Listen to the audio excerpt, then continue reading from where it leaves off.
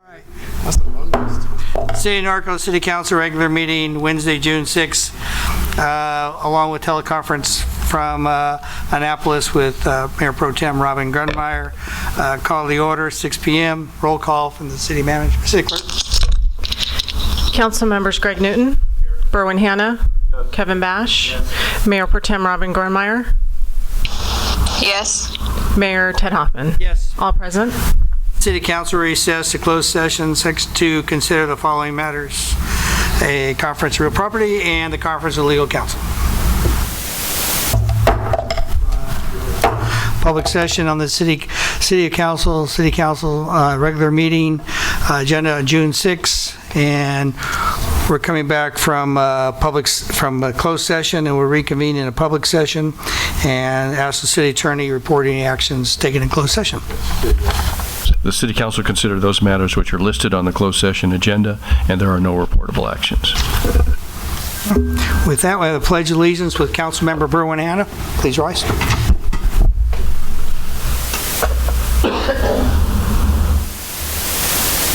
Ready to begin. I pledge allegiance to the flag of the United States of America and to the republic for which it stands, one nation, under God, indivisible, with liberty and justice for all.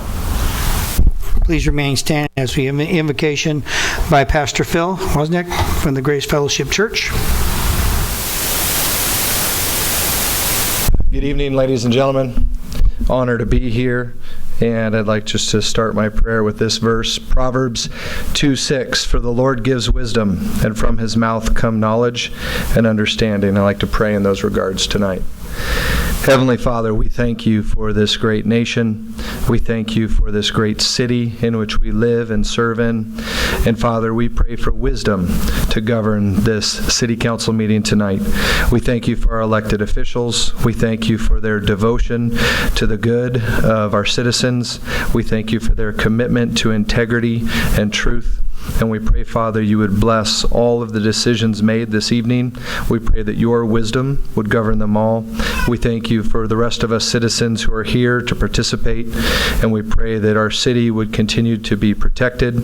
I pray that you would protect all of our first responders. Thank you for their service, and be with our families and our neighbors. In Jesus' name, amen. Amen. Thank you, Pastor Phil.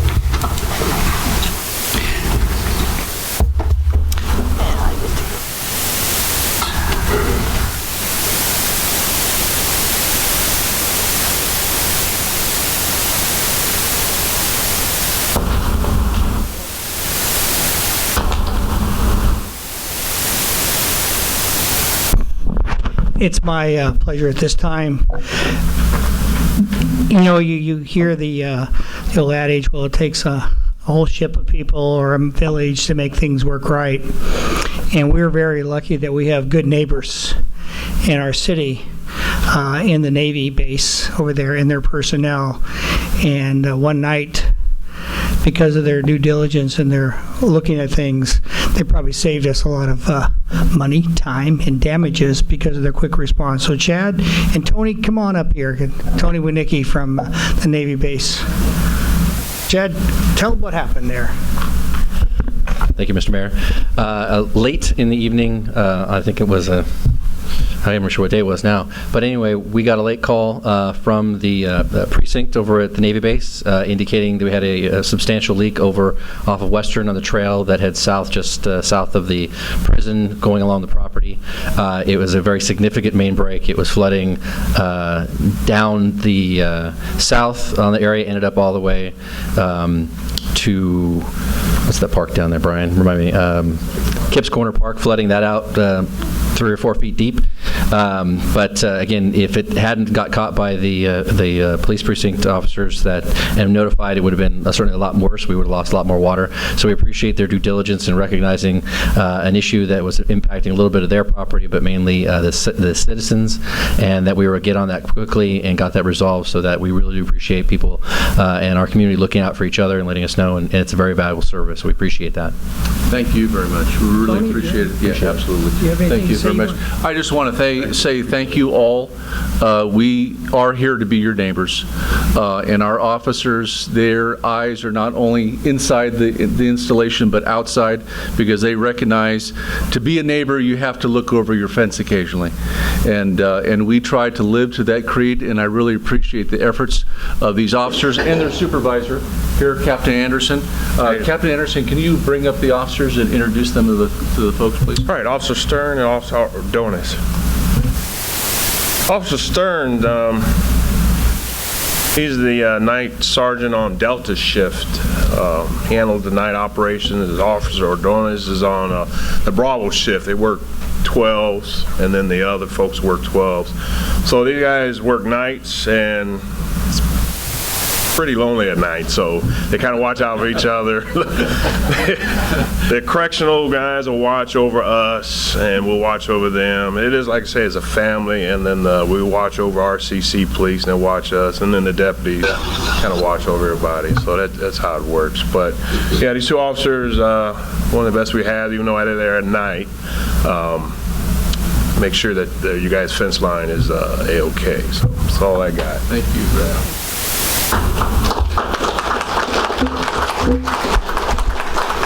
I know what those graveyard shifts are like.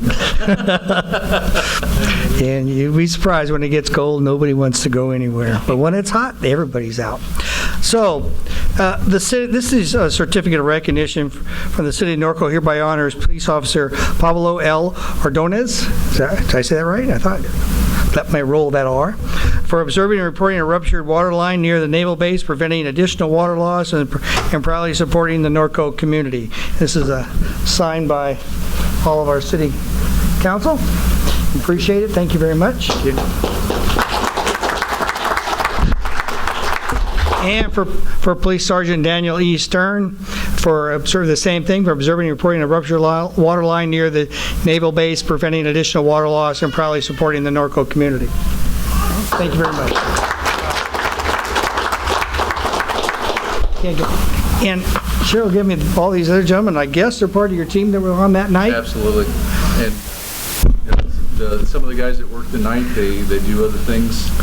So, okay, well, that was as many as we could get here today. all right. So as Police Officer Alexander M. West. Yes. So, Yeah, I'll take it. all He's right. in Hawaii, actually. Oh, wait a minute. Now, he's not in Hawaii with a volcano, is he? Not doing lava control, right? And Police Sergeant Julian Garibay. Yep, he's actually right there. Oh, he's hiding. Are you the picture guy? Come on up here. He's our staff photographer as well. All right. You didn't record all the water going down there, did you? Thank you. Thank you. Appreciate it. Thank you. And Police Officer Barry Gaines. Gaines off tonight. He's off tonight. All right. We'll forgive We you. have a picture with the mayor. You can get all around. Come on up with Chad and everyone. Let's You know what? We do this in front here. We do this in front. Why don't we come in front of the podium here and we'll get a nice photo.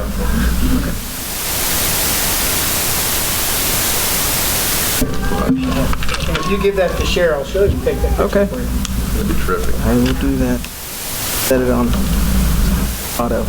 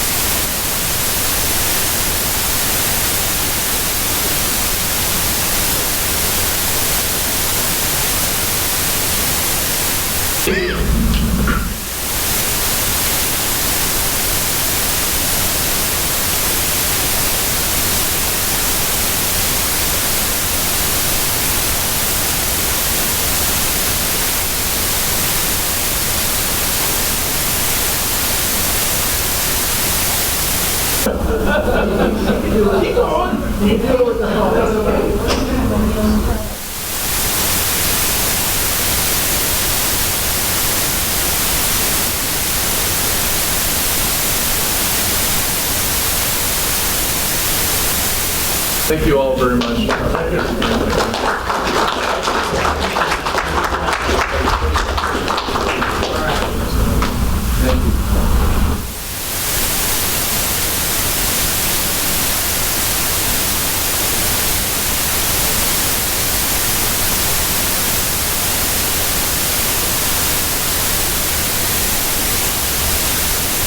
Good to see the Navy as our neighbor here. Been here in the city since the 40s. We appreciate that. All right, we move right along. City Council business item. City Council communication reports on regional boards and commissions. Greg, I'm going to start with you. Thank you, Mayor.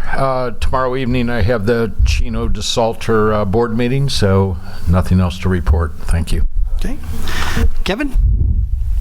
I attended my WRCOG meeting Monday. There wasn't a whole lot to report in that meeting. It was mainly just regional reports from some of the various agencies, but nothing really dramatic. The RCA, Regional Conservancy, wasn't a whole lot to report there either. I think people are out on vacations or something. We didn't have a huge attendance. I did not make the senior meeting today. Memorial Day, probably somebody will talk about that. And then I did have the opportunity to attend the Bruin Q as a citizen, but I also attended the softball championship game. It was really exciting, especially the Grand Slam. And those girls were so excited when they won. Last year they kind of got, how do I say this nicely, cheated out of a blind umpire that couldn't see corners to save his soul. And say how you really feel, Kevin. You know, it was really sad, and I'm glad they didn't give her an error. When the girl hit the home run, what actually happened is a girl caught it. The webbing hit the fence, and the ball bounced out. And I thought, oh my goodness, she's going to remember that for the rest of her life. But they gave it a home run and didn't give her an error, so I was glad about that. But it was really exciting and a lot of fun. That's all I have, Mr. Mayor. All right. Bruin? Thank you, Mr. Mayor. RTA this week, I believe it is, the 25-cent bus ride begins for students, runs through about the 1st of September, but a student that has a student ID card can ride the bus anywhere for 25 cents. And a lot of the buses go to the beach, and I think, I may be wrong about this, but I think the parent can ride the same trip each way for $3. And so last year it was thousands of kids went and took advantage of this, but it not only goes to the beach, it goes everywhere. And they have a program called the Golden Age of Transit, freedom to go travel training classes, or you can go find out about it on the RTA website. It's free, but it teaches you how to read the bus schedule book and figure out your trips. If you want to quit driving your car so much, or you don't have a car, you can figure out your trips. It tells you on there how to get your trips and everything and save money as high as gas is getting. And the RCTC, the 15 freeway construction is getting underway. If you've been down towards the north end here, you'll notice a slowdown in traffic, and they begin to work some at night. One of the things they've done to try to ease the traffic on the new 91 is the first thing they got to do is quit building houses. But one thing that we're going to do, and they're going to, the Green River on ramp, where you get on the 91 going west, they're going to make a lane there that goes from the on ramp directly to the 241. That way they're not having the traffic stop right there at that deal getting on the freeway and everything. And that lane will strictly be for traffic going westbound on that. And they got some other changes they're going to make, like on the 15 freeway, you get into the pay lane. To get on the 91 pay lanes, you get in, been getting in on it at Magnolia. Now they're going to extend it on down to Ontario, so they think that'll speed up the traffic along there. But like I say, the construction of houses is one thing that's causing so much traffic. On another note, the one little subcommittee I'm on with Orange County, Riverside County 91 Freeway Toll Road Committee, they've talked about this. This is the second time that in the future they want to put a what do you call it, bullet train, one word for it, that will run from Anaheim to the Ontario airport. It'll come down the 91 freeway to about Prado Dam and cut across up through there to Ontario. They think that'll help move people, but I don't know what year they're trying to figure on having that done.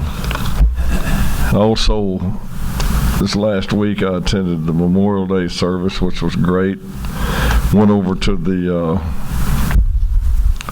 steak fry next door after that. That was one good event that the Rotary Club puts on. A lot of people there, a lot of new people.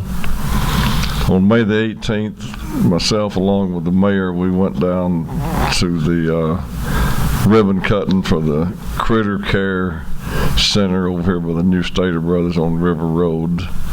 And anybody who wants to could pet the snakes, but that's not in my deal. And then this last Friday night, I attended the meet and greet for the Bruin Q. That's all I have, Mr. Mayor. Thank you, Berwin. Robin, you got anything coming from Annapolis? I'd just like to thank Kevin and Berwin for coming to, or Kevin and you, Mr. Mayor, for coming to the graduation at Norco High School and supporting the students in the class of 2018. It was our pleasure. That's all I have. Thank you. As Robin alluded to, Kevin and myself, and of course Robin is there since she's a teacher there. The class of 2018 for Norco High, and I know Kevin attended also the JFK graduation. As parents, you should be proud of Norco High students, if those are in there. What a very involved school, and you'll start hearing this. And a proud moment is when you hear the Principal Ibbotson start asking the kids to stand up that are involved in clubs or their GPA, or if they're in junior ROTC, if they play sports. I would imagine, and Robin, you can correct me, that probably 90% of the kids at Norco High participate in some extracurricular activities. That shows that not only they're involved, but their parents are involved. So we're all doing a good job. And with that,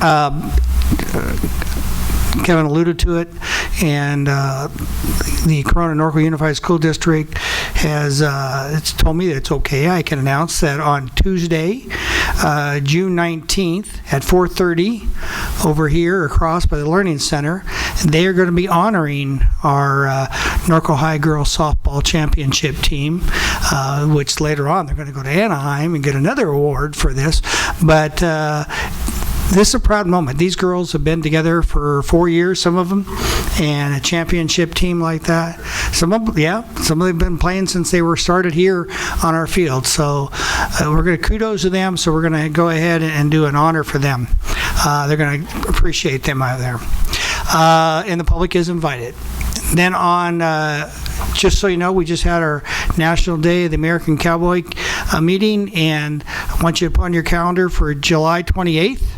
Up at Ingalls Park. We'll be having all kinds of fun stuff to do for the day, and we're centered around youth activities, so keep your kids busy at that time. The other thing, and I want to remind people, on June 14th at the Memorial, we are having our first, and hopefully not our last, Flag Day ceremony, and we're going to have it. There's going to be a church choir singing there. They'll be singing a bunch of patriotic songs. And the reason we're doing this, one, we want to see if the actually is an amphitheater and it works, it's conducive to sound, but at the same time it is Flag Day, and we are a very patriotic community. And the admission is bring some canned foods or dry goods for the Blue Star mothers. They're going to put them in the gift baskets to give away to troops overseas and that, and some of the local pantries out here. Finally, I got to thank, we had, as the chairman of the Veterans Committee, I have a whole slew of people that we couldn't have done this with, not only our committee, but everybody else that was there.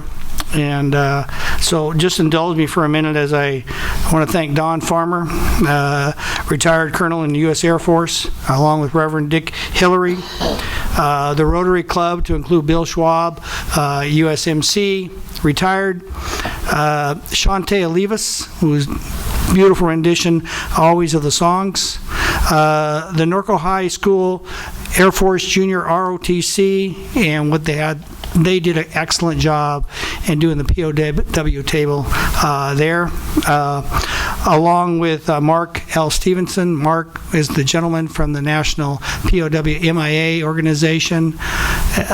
If you heard what he had to say, you realize how important. His father was a missing in action, a POW missing in action also early on, and the impact that it had on him and his life was amazing when he talked about it. Of course, Richard Roth, Major General, retired U.S. Air Force, along with our new Veterans Administrator, Lorenzo Harmon from the Norco College was there, retired USMC. Then the whole Rotary Club, and that would be Dean and the Norco Eastville Rotary Club. They're the ones that POW MIA monument, they helped fund it. So we're proud of them, and it was unveiled that day. And if you have not gone up there and seen it, again, it's another part of our memorial, another phase. It shows how we respect our military. I want to thank also special thanks to Seth Grunmeyer, 17 years old. He read all those names on the Least We Forget wall, and the Less We Forget wall, it's just excellent. Along with the people from the American Legion and the 40 and 8 Voyagers, Ashley Lopez, who did the taps. And then we had our people that volunteered to do the continual salute, head by Denise Sutherland and John Wayne Grunmeyer, Andrew, and special thanks. We get a lot of, every year it gets warm and something happens. And so when we have the Junior ROTC, the Sheriff Explorers, the Fire Cadets, and they come out and they're helping. They help the elderly. They help them give them their seats. They help distribute water. The young Marines that were there, they came.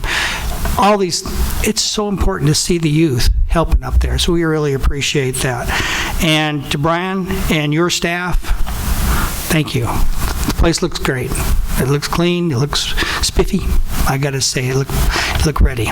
So for those you didn't attend, I hope you show up at the next one. Again, we'll be there on June 14th. And then we'll be looking forward to seeing the Navy Band come up in August as another presentation. We're going to kick off the final construction and fundraising for the Gold and Blue Star Mother and Families Memorial that's built up there. And then Jeff will have Veterans Day here, Memorial coming up too, so in November. So please, this is your facility too, so take advantage of it. All right. Okay. Moving right along. City Council consent items. Does anybody want to pull any? I'm going to pull B. G and H.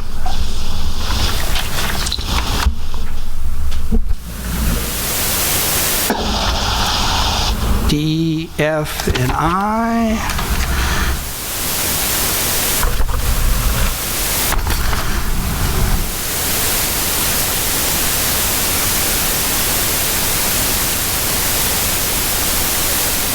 Okay, any other?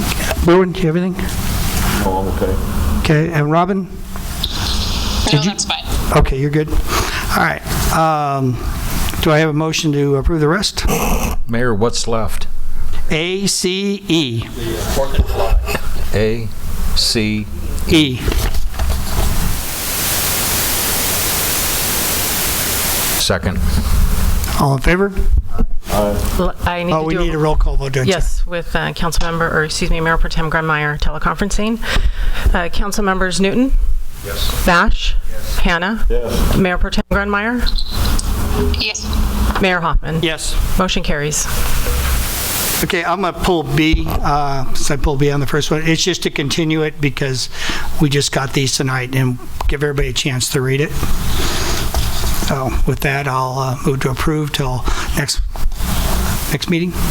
To continue to the next meeting? Is that what you want? Yes. Okay. Second. Council members Newton? Yes. Bash? Yes. Hannah? Yes. Mayor Pro Tem Grunmeyer? Yes. Mayor Hoffman? Yes. Motion carries. Okay, Kevin, you pulled D? Yeah.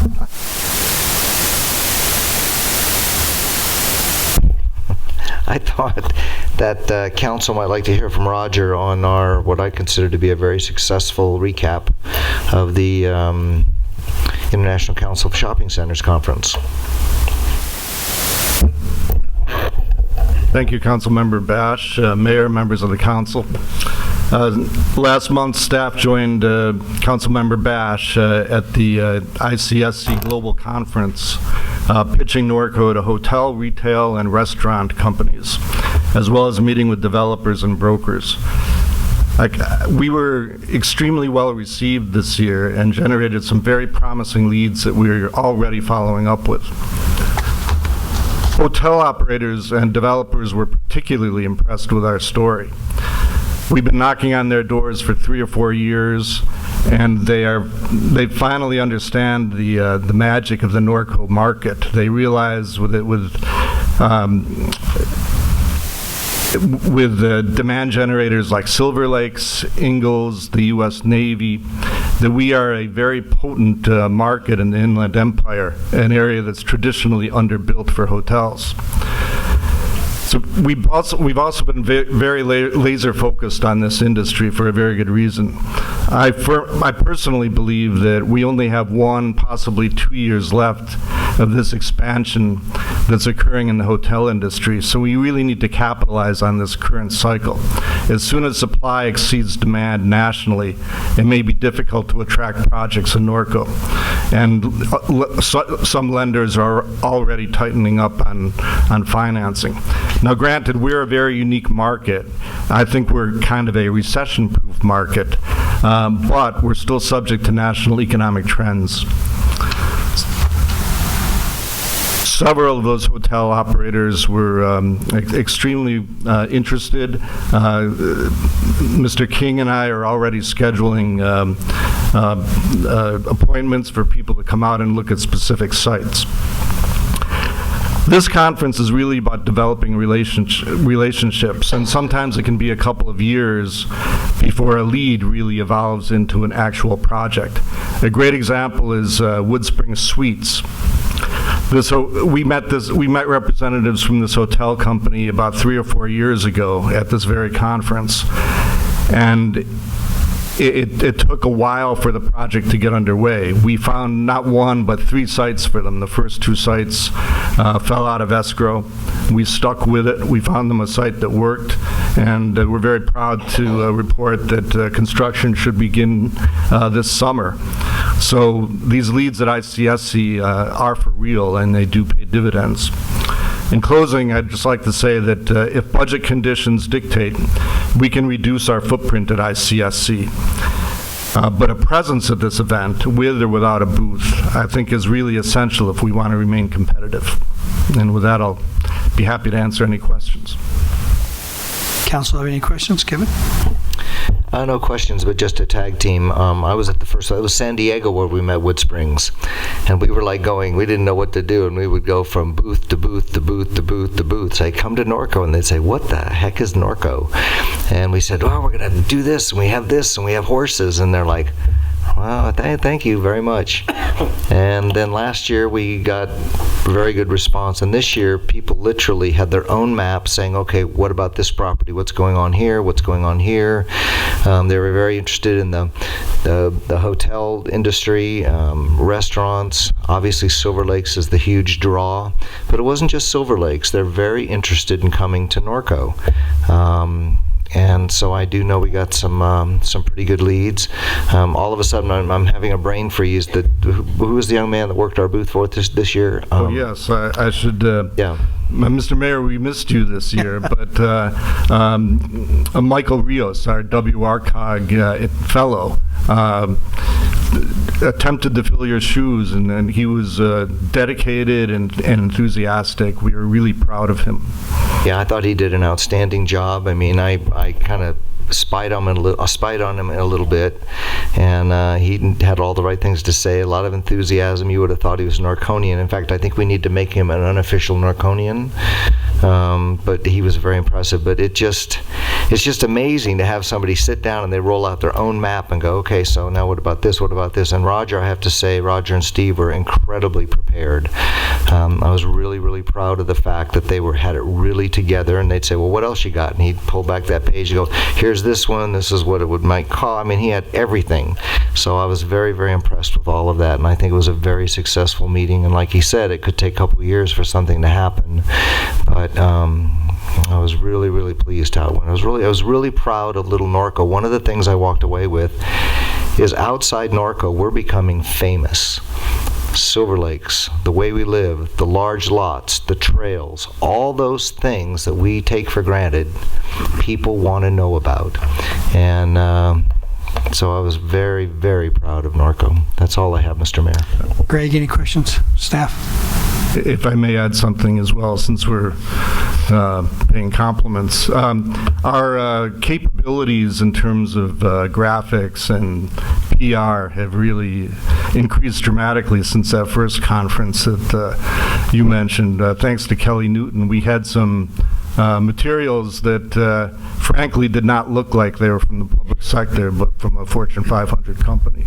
And so that was very effective. Thank you. Greg, any questions of Roger or staff? Berwin?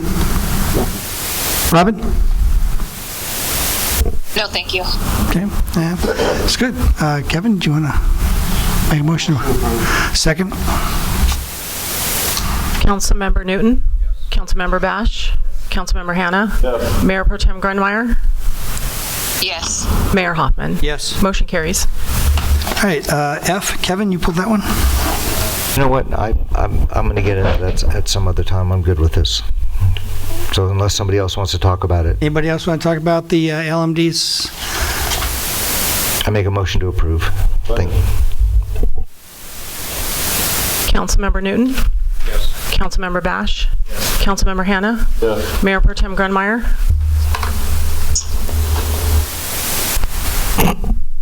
Robin, we're on F. Yes. Mayor Hoffman? Yes. The motion carries. Dominic, you're off the hook. All right. Sorry, Dominic. G, Greg, you pulled that one? Thank you, Mayor. Brian, this is your item. A couple of questions, understanding that we did approve this in our last year capital improvement budget, but just with overall budget concerns. If there's a little bit of background, that would help, but do we need to do all of this at this time? Do we have any ADA concerns? What's forcing this? The playground itself, this is a 30-year-old piece of equipment. We cannot the manufacturer will not supply parts to this piece of equipment anymore. So and it's starting to deteriorate. So as it is at its last end of life cycle, if we don't replace it, then we would have to remove it for safety purposes. The new equipment that our superintendent worked on with the manufacturer will bring everything into the new ASTM standards and ADA compliance as well. But we can't replace it or fix it anymore in the condition it is, nor does the manufacturer even make those parts anymore. Are we increasing the amount of equipment? No, the footprint stays existing in the same place. There are 3 pods and I know it reads at A, B, and C, Right. but there are 3 pods that actually make up 1 unit. So those locations, 1 unit is a little smaller, but when we do playground equipment, we usually identify it's age appropriate, meaning that you're going to have 6 and under, and then you have 7 and up. So one section is earmarked for the smaller, younger kids, and the other one is for the more mid-older kids. Okay, so this is kind of what threw me on your breakdown, where you have Area 1, Area 2, and Area 3. So, but it's all one? Yeah, the way that we're not creating a new area. We're just replacing what was existing in that footprint. And originally it was designed with 3 round areas. They all, in playgrounding, when you look at playgrounds and how it works, you explore this area, you imagine this, and then you move to this area and back and forth. Then there's one section that is more earmarked towards the younger age group division. So, but they're all within that same footprint. If you walk 5 feet over here, you're in a different, what I call a different pod area. But there's 3 pieces of equipment, and that's why it's A, B, and C.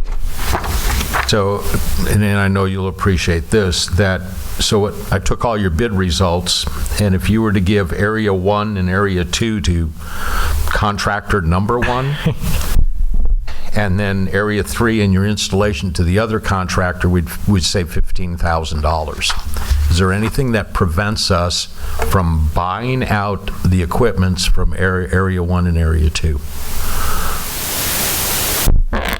I don't know, we bid it all as one. I don't know that you can actually break that up. And I'm not sure exactly what his difference is. The equipment itself It's $83,747 compared to $108,000. The question would be, could I buy the equipment myself, provide it to the contractor, and have him install it? Right. And then I don't look at whatever they are marking up that equipment after manufacturer retail price. So I was looking at, it could save us $15,000. Is that worth going back and looking at this? I look at that, that'd be more like value engineering it and saying, look, could we do this or that? And I don't know. I'd probably defer to the city attorney to see if we can do something like that at this point. It's our money. I don't know why we need John to tell us whether we can or can't. Oh, it's that little thing that, that comes in books and the legislature passes them. Yeah, but that law stuff. I mean, potentially under the assumption that we're awarding to the low bidder, that that if the low bidder is willing to do the work for less than the low bid, that's fine. And in that case, then we could go back and renegotiate with him the unit pricing to see, because what this is a markup. His markup is higher than the other contractor in this particular area. Yep. I'm open to that. Unfortunately, as you know, part of the difficulty is that one marks it up over here and the other marks it up over here. But I don't buy that, John. I know the game just as well, and they should also. But what I'd like to do is just continue this so that Brian could go back and at least attempt to value engineer this with the contractor. If you believe that's a possibility and it's legal, I think it's... Yeah, it's certainly legal. I've built 4 of these on my property, and I go for it, but I suspect that it probably won't work because like he says, they value one here, and we had 2 different companies build ours. But boy, if they'll go for it, I think it would be great. And I think what Councilman Nunez, the spec is exactly the same. They're bidding exactly the same product for each. Just one has a markup, yeah. But I'm willing to give that a shot and bring it back. With that, if you bring it back, we can always reject all the bids and you can start all over again, correct? You could. So maybe they'll find a cheaper bid. So, Greg, do you have a motion? Well, just what I said, I'd like to just continue this item so that Brian could go back and value engineer this bid with the apparent low bid contractor, and or look at buying out the materials for Area 1, 2, and 3, or at least Area 1 and 2. Buying out the materials is a little bit different subject in terms of how we'd have to go about it, but I mean, yeah, I understand that, but that's pretty much just probably reject all bids and rebid. Yeah, but I think it's worth the conversation. And then we'd have to bid the equipment too. Right. A motion, do you have a second?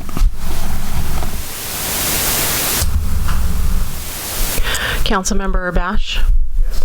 Councilmember Hanna? Yes. Councilmember Newton? Yes. Mayor Pro Tem Grunmeyer? Yes. Mayor Hoffman? Yes. That motion carries. I'm going to skip because probably H is going to take more than trouble than I. Kevin? Where are you on? No, go ahead. No, I'm just, go ahead. All I wanted to say about I was I'm really proud that we have this housing assistant program. I think that it's incredible that we were able to bring it back when the other cities couldn't do it, and I'm really proud of the fact that we're going to be able to help out this lady, of course, if everybody approves. But it's a really fantastic program, and Andy, thank you for figuring out how to do this. I really appreciate it, and that's all I have. Motion to approve. Second. Councilmember Bash? Yes. Councilmember Newton? Yes. Councilmember Hanna? Yes. Mayor Pro Tem Grunmeyer? Yes. Mayor Hoffman? Yes. Motion carries. Okay, Greg, you had H.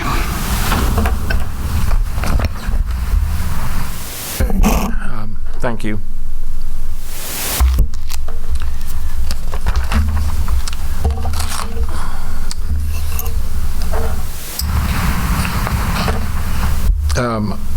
I guess, Andy, I'll direct this to you to start. And this is after meeting with the tax revenue consultant, and then looking at the staff report, and then basically the consultant's scope of services. And I have a couple of concerns that in this scope of service by the consultant, it seems that there's quite a lot of staff participation and a lot of work that staff is going to have to coordinate and produce.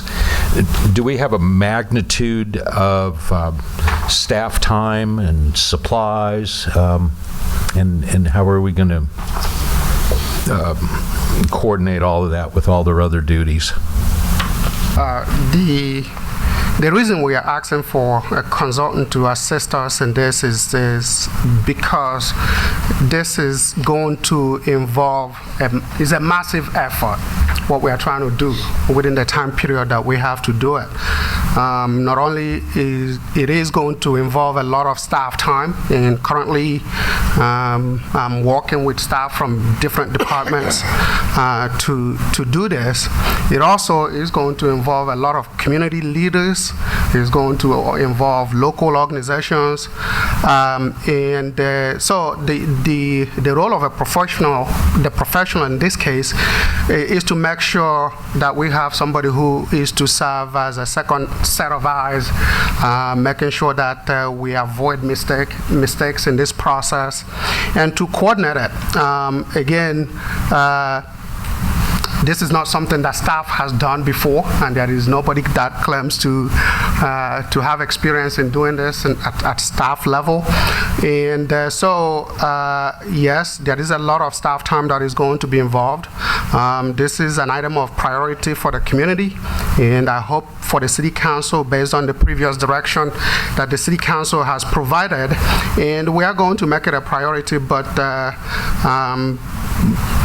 in terms of producing materials for this effort is going to be a combination of staff being involved as well as the professional bringing in his professional expertise to make sure that we do this right. And believe me, Andy, I understand the need, but my concern with this is that it seems that so much of this is already been implemented by staff, such as create and implement a community outreach program, which we do have. I went back and, reread all my ad hoc committee notes and all the recommendations from a year and a half ago from the ad hoc committee, and that, if I recall correctly, there were members of the ad hoc committee that I won't say volunteered, but they would proctor that, go out and speak to a tax revenue measure. So, I think those were some discussions that took place back when we had the ad hoc committee. And with all of that, it just somewhat troubles me that to spend $40,000 on a consultant to help us ask the residents for more money just kind of seems counterproductive. That I believe there's maybe a professional need, but maybe not in such a full-blown magnitude. That is it possible that you can use the consultant on an hourly basis on a retainer if staff or whatever we're moving forward on we're hung up, that we could at least reach out and just pay on a retainer basis like we do with our city attorney. I think there's a lot of different reasons, and honestly, when I met with him, I wasn't all that comfortable with it, and just makes me think back to the old story on consultants that, they're the ones that'll borrow your watch and then charge you to tell you the time. And I don't see spending that kind of money at this point. The effort that we're trying to engage the community with is complicated. There are legal issues that have to be dealt with, and clearly, as I stated at the beginning, we are going to involve a lot of community leaders. These community leaders need their work to be coordinated by this professional, somebody who's done this before, somebody with the expertise to make sure that we are successful with this effort at the first time. This is not an effort that is done elsewhere by just staff or just engaging community members and have them do it. The outreach that is contemplated under this plan is certainly different from the community outreach that we have been engaging. We will continue to do that as part of this. Again, this is something that requires even the community leaders that are going to be involved with helping us do this. They need to be educated. They need to be trained on how this is going to all come together, and how the communications aspect and the public education aspects of this is going to be managed. With that said, this is not an effort. I don't believe this is an effort that we can do without having somebody who is experienced and somebody who has done this before and knows how to go about doing it. In terms of the fees, we can certainly talk to the consultant about having a retainer or have this be done on an hourly basis. I'm not, however, sure that this will result in a lot of cost savings to the city. At the end of the day, that might actually cost us more, but it's certainly something we can discuss with him. I think one of my takeaways with meeting with the consultant was that, unless I have a misread on our residents, that we don't need a lot of fluff. I think we're all pretty straightforward people, and I'm assuming that we're all in agreement that, I'll clean up my language and just say that we're in deep trouble unless we do something, for our streets and trails and infrastructure next year. So there is a need for a tax revenue measure. That I get, but if we're going to fluff it all up and try to BS the residents for $40,000, I don't want to support it that way. And that was one of my concerns with them when I told them I wasn't going to be jumping up and down with pom-poms, for a tax revenue measure. It's obvious what the need is. So that's all I have, Andy. Thanks. So we did talk to a couple of consultants trying to make this decision, and clearly this particular consultant had the opportunity of meeting with every council member. I personally did not see a lot of fluff.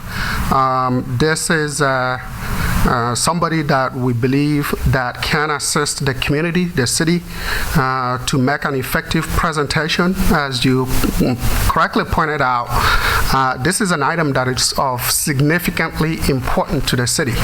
And we need somebody who has done this before, who understands the ropes and the process by which this is executed, and that is going to help us in being effective in communicating that message. Clearly, this is something that we've been talking about for many years, and again, as I stated, this is something that is going to involve community groups and community leaders, but we need somebody to help coordinate that effort on behalf of the city, so that we do it right the first time. And again, what we are doing here is what is typically done with this type of process, is to have somebody who is experienced and knowledgeable in this area to help coordinate the effort. Kevin? Berwin, anything?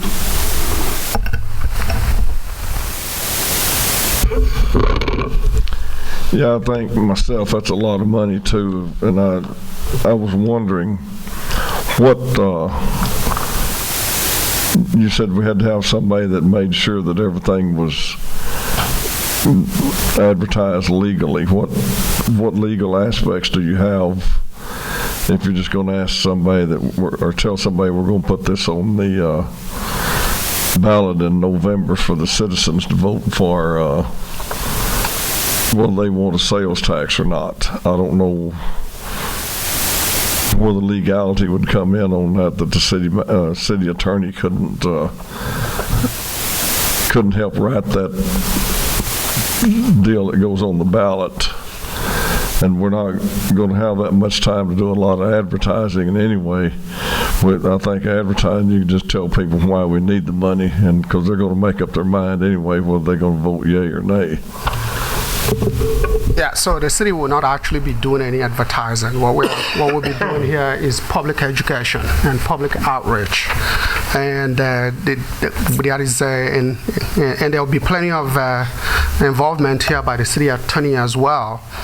It's just as we manage this process on a day-to-day basis, we need somebody who does this for a living, somebody who is going to help us make sure that we don't cross the line between what we can do as staff versus what those community leaders out there who are going to be advocating for this this measure. They have a role, and their role will be different in this process. Is the city going to do mail outs, send out letters, information, put stuff put letter in the water bill, and have our IT department put that on the little news thing that comes out a couple of times a week on our computers, the news alerts? They're going to do the city, doing that? Yeah, the city will be doing some communication, mailing out, not advertisement, to support the measure. The messaging will be essentially the city's budget situation, the need for the city to find new revenues to realize some of the goals that the city council has adopted as its priorities when the the strategic plan was developed nearly 2 years ago, a little over 2 years ago. Those priorities include enhancing public safety and finding funding for infrastructure. These are the messages that this consultant is going to help us get out there and help us navigate through the process of communicating effectively with the residents that will make this happen for the city of Norco. Keeping in mind, I think Andy said the same thing in a different way, that the cities in California are constrained by the fact that you may not do anything other than provide educational materials. You don't have the legal ability to encourage somebody to vote yes on your ballot measure. And what a consultant, presumably this consultant, can do is help you walk that relatively fine line between what constitutes education and what constitutes promotion of the ballot measure. Erwin, anything else? No, that's all. Robin, do you have anything? Yeah, I had a couple of things. After the meeting with the consultant, I did a little research that the first one is that his website is that are not complete. There are items that are missing.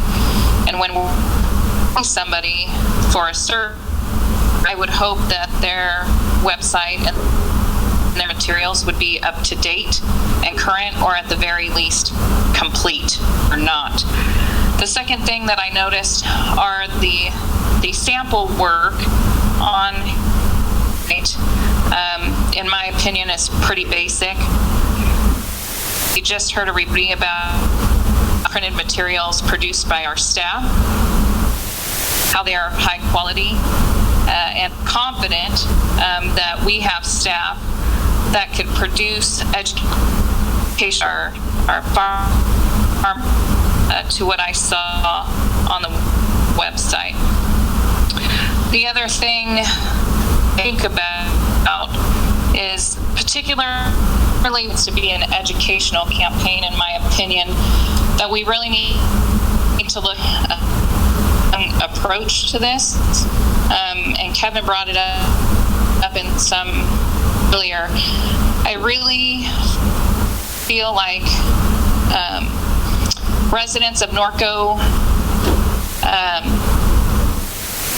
appreciate what they, to a certain extent, become us have been here, and we just granted the fact that we have large lots. We take for granted that there's a horse trail out in front of our house. We take for granted a multitude of parks in our for all different types of activities and things for families, and that we've forgotten that all of those things cost money, all of those things require, all of those things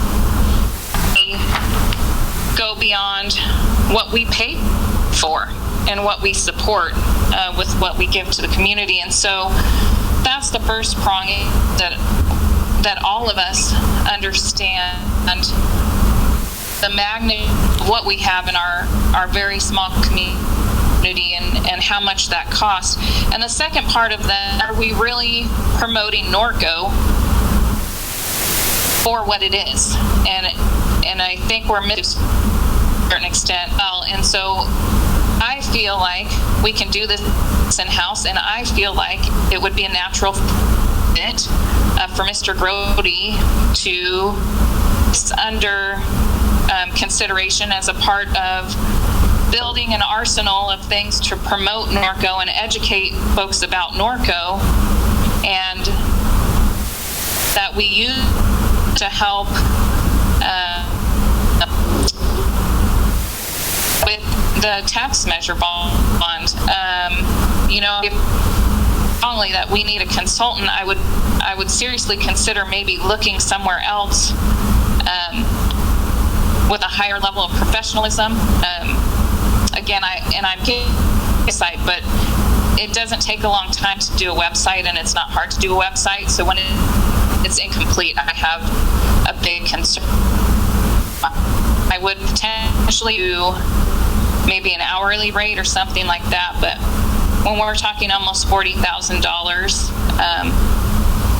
I've seen better work out of our staff on printed materials, and I think that in-house with people, how important what we have is, that it would be of a lot more value to us as a city. That's all I have. Good.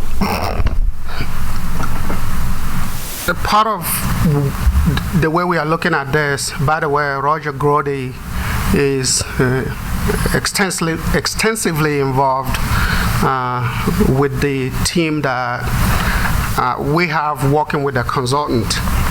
And clearly, the initial proposal by the consultant actually included the consultant to control the production of materials. I feel confident that we have the staff to do that aspect of the work, and therefore we negotiated with him not to be involved in the production of materials that will be going out to support this effort. However, what he's going to be doing is play a role in reviewing that material to be sure that that our messaging is articulated properly, so that we can get the result that we are looking for. Clearly, also the website, we are planning on having a website developed for this measure, but that has to come after the City Council has actually taken action to move this process forward. This is one of the steps that is necessary to do that. If we get this done, then we'll be coming back to the City Council second meeting in July, I believe, to have the City Council adopt the actual documents that would make this official. And at that particular time, we will we will have the website live to provide all the necessary information. Prior to doing that, though, we have already started the work plans that are necessary being developed, and a lot of it, and we'll be actually by next week outreaching to community groups here and community leaders here in the city of Norco, and scheduling meetings with them to begin the public education process and to solicit their contributions in terms of spearheading and advocating for this measure. Just to clarify, Andy, the fencing is for, if you go and look up WBC campaigns for the underdog and go to his website,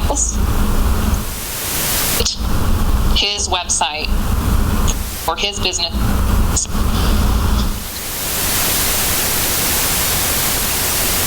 We lost you, Robin. Oh, can you hear me now? Yeah, go ahead. So I just wanted to clarify for Andy, the website that I'm referencing is for WBC. His professional website is incomplete. So that's what I was referencing. Nothing about the revenue bond or anything that we might put up later.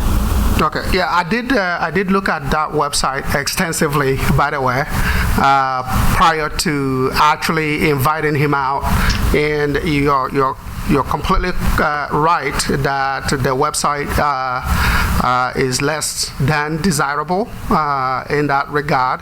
But we did bring him out and interviewed him, had several conversations with him on the phone to make sure that we are comfortable in terms of the quality of work and his understanding of the dynamics of the city and what would sell in the city of Norco.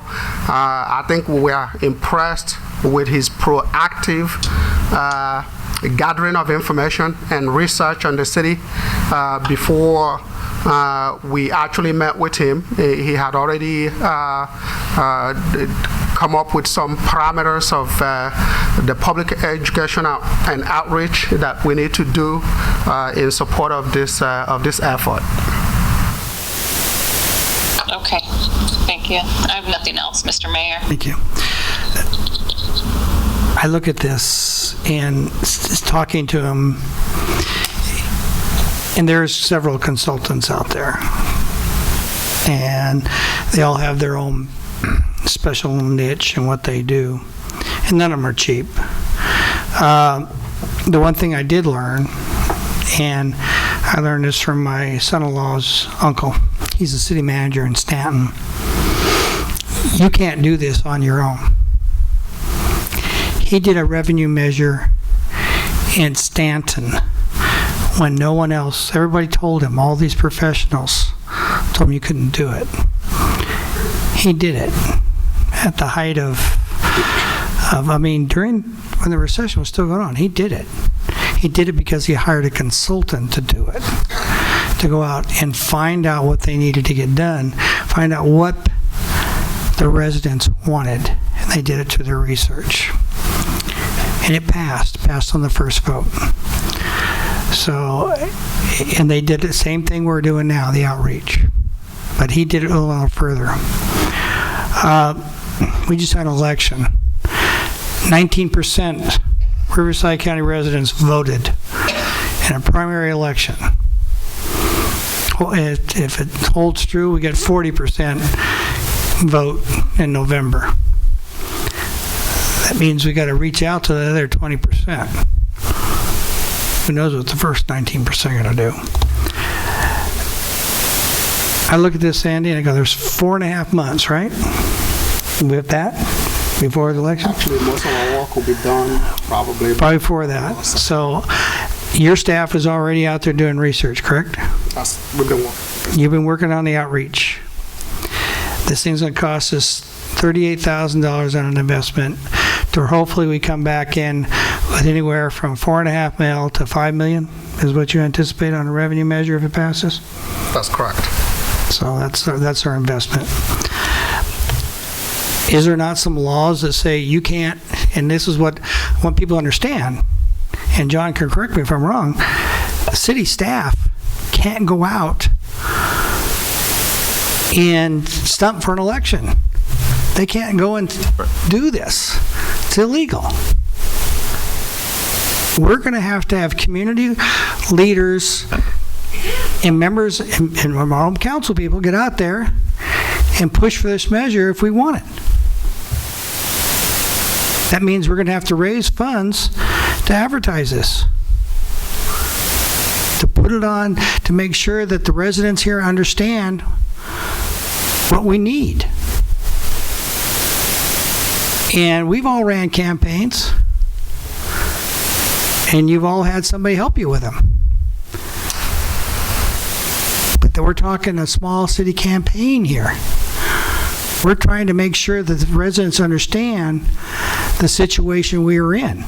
We just went and did this budget workshop where we sit and we had to worry about $800,000 and crimp it down. We need to, this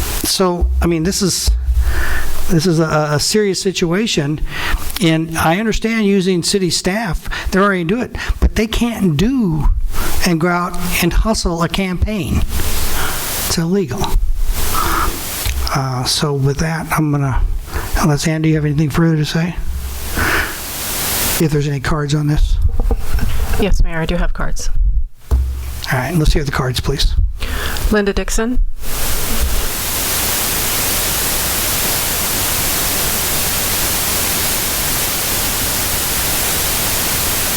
Good evening, Linda. I understand the need. I'm sorry. Well, I understand the need for the tax. This is not the discussion right now. The discussion is the consultant. I'm against having the consultant. You had 7 consultants, and it was called the Infrastructure Need Ad Hoc Committee. I have a report here. This report noted exactly what was needed, the cost of whether we were going to have it on a primary or general election, and in 2015 it was going to be a cost of $6,000 to $16,000. You had plenty of time. We created a timeline. We created the process of what we needed to do to give an outreach to that community, whether it be town hall meetings, group meetings, similar to district meetings, organizational meetings in town. You have residents in this town that were going to go out and do all this. You have the people. You don't need the consultant. We're a very unique committee or town, and I do believe that it's very difficult for a consultant who does not know the type of town we are, the type of people we are, to come in and give dialogue to our residents and have them buy it. Our residents need to be talking to our own residents.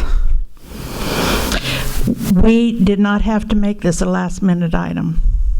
This has been going on since 2015. But as usual, here we are. We're last minute. We need the tax. That's not a question. But how we go about getting the residents to be educated, to understand whether they be pro or con, it's all in here. We had one disgruntled councilman after 15 months of work who had the gall to take a report from the citizens of this community and wad it up and tear it in the trash, and nobody did a darn thing about it. It's all here. We took 35% off the budget. We issued, I shouldn't go on, you know what's in there. But we've had plenty of time. We have the people in this town to do it. Our staff can be amazing, but it's the residents who need to communicate with our other residents. Thank you. Thank you, Linda. Karen Leonard.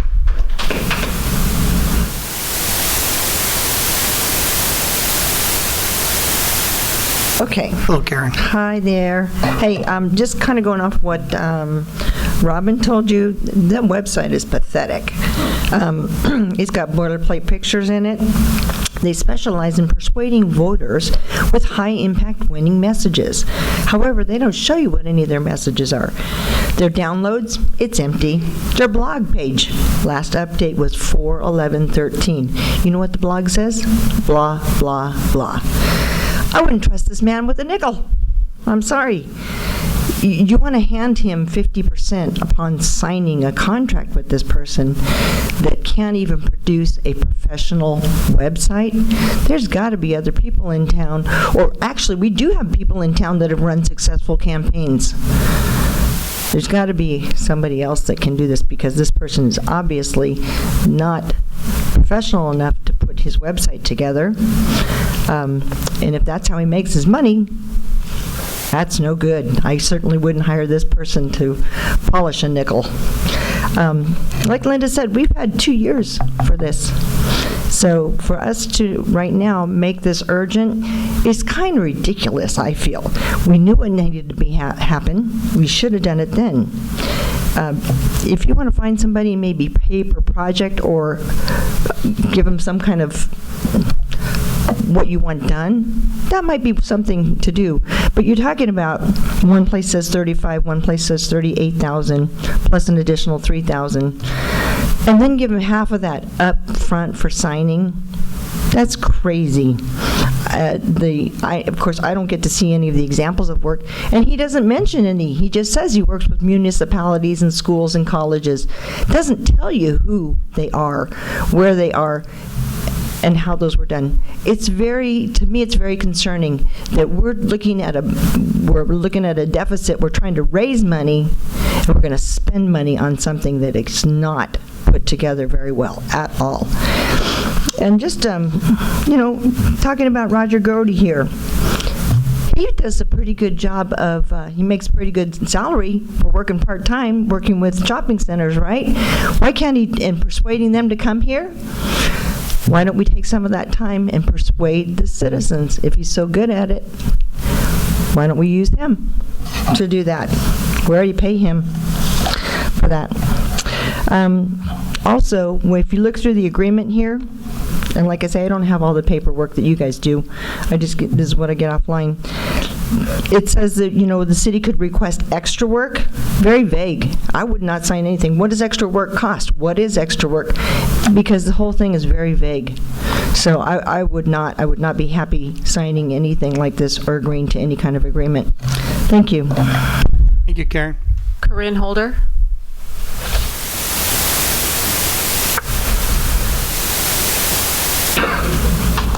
Good evening, Corinne. Good evening, Council. I'm going to agree with both Linda and Karen. I was part of the ad hoc committee, and we did a lot of this work. We did most of this work. Maybe after listening to you tonight, maybe we need a consultant to help us run through some legalities. But if you bring a guy up here in a suit and a slick flyer, your citizens are not going to buy this. As a resident, we need residents and we need our council people to go out and talk to the people and tell them why we need this tax. As part of the ad hoc committee, I came in as a commissioner knowing that we probably needed to raise money somehow. And I was hoping that maybe it wouldn't be a tax, and I was convinced absolutely that we did need a tax. So I don't have a problem going out and selling that. I don't have a problem going out and talking to our residents.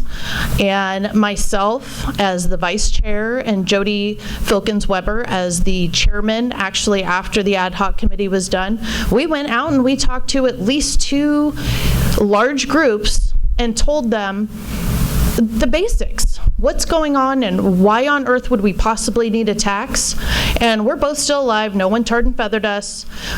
It went over pretty well. And I think if we are honest and transparent with our residents, they're gonna listen to you.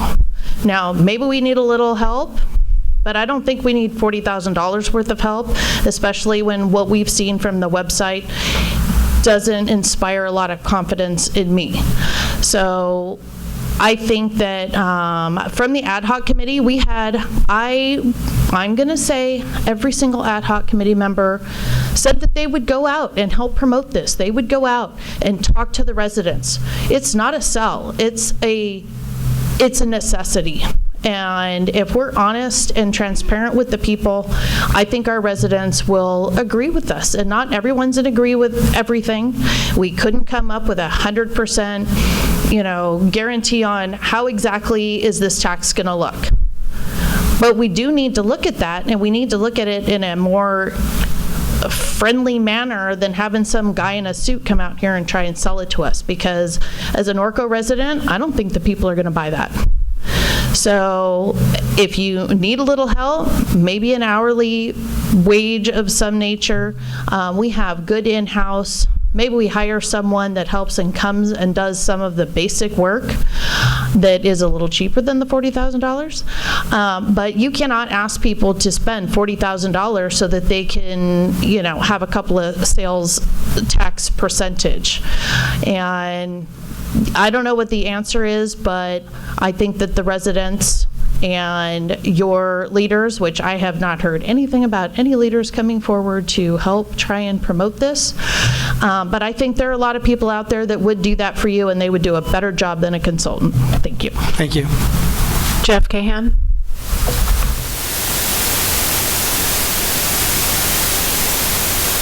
Good evening, Jeff. Good evening, Mr. Mayor, Council. As a concerned resident, I went to the majority of those ad hoc committee meetings. So I'm going to sound very repetitious from the previous speakers, but we've known about this for a couple of years. So I'm a little disappointed that it's June and we're just now talking about it. We should have been doing this February, January, something, so that we're not in only a 4.5-month time period. But we, as they've already expressed, they know how to talk to we know how to talk to our own citizens. We know how to talk to our own residents. And I agree with what they've said. Getting a bunch of slick, shiny flyers from a consultant isn't going to be the same thing as us residents getting out there. You listen to us on the districting.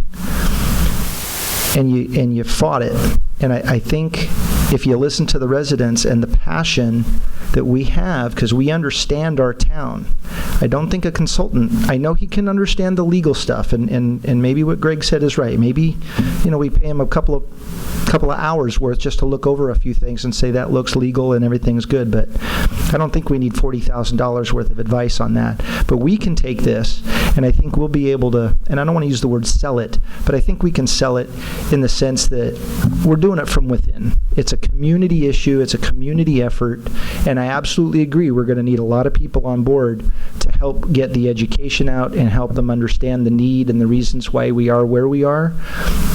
But I think we can do it, and I would rather have us do it, because the optics of bringing in that shiny consultant just isn't going to look good. And we're, I was here at 4 o'clock. You guys are talking about cutting stuff. We're going to have to cut party partners for $30,000, but we're going to spend $40,000 on a consultant.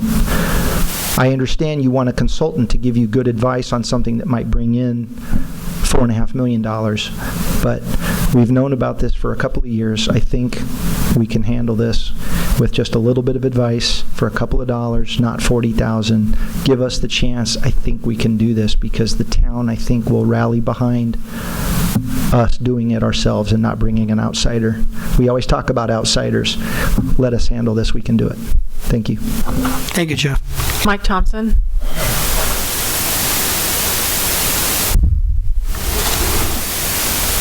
Good evening, Mike. My concern is with this item right now is, I think, somewhat jumping the gun.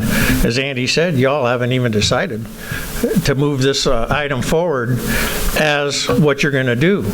If you take this tax measure and earmark it for streets, it'll sell itself. And I was at those ad hoc meetings too. If you're going to put this tax measure up for the general fund, well, that speaks for itself too. I just don't see, you haven't even got that far yet, why you'd be willing to spend another $40,000 for this guy ahead of time. Get there and then decide what kind of help you're going to need. Thank you. Thank you, Mike. That's all the cards on this item, Mayor. Okay. Bring it back to the dais. Greg? Greg, do you have anything?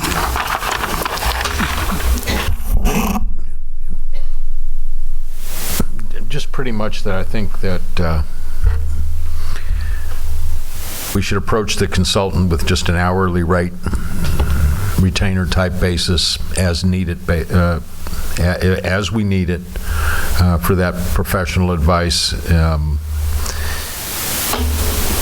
And just looking at the agreement itself, I'm not in support of spending $40,000 on professional services at this time.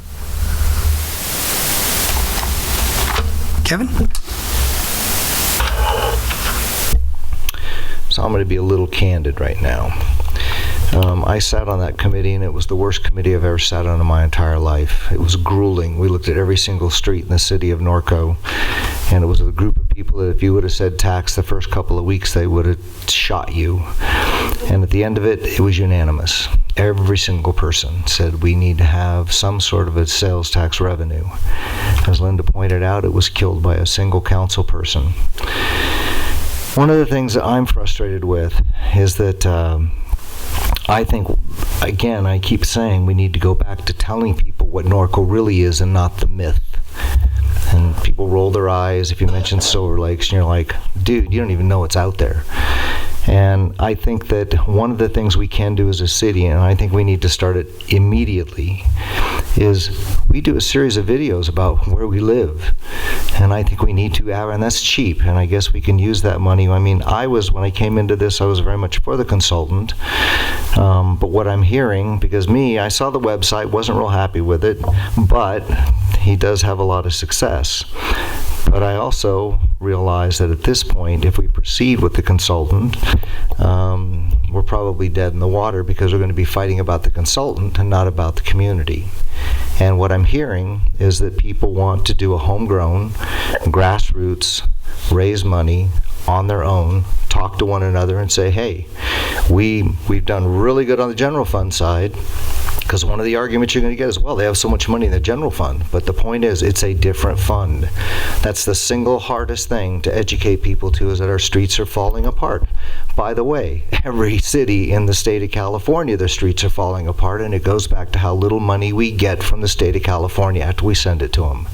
That's the reality.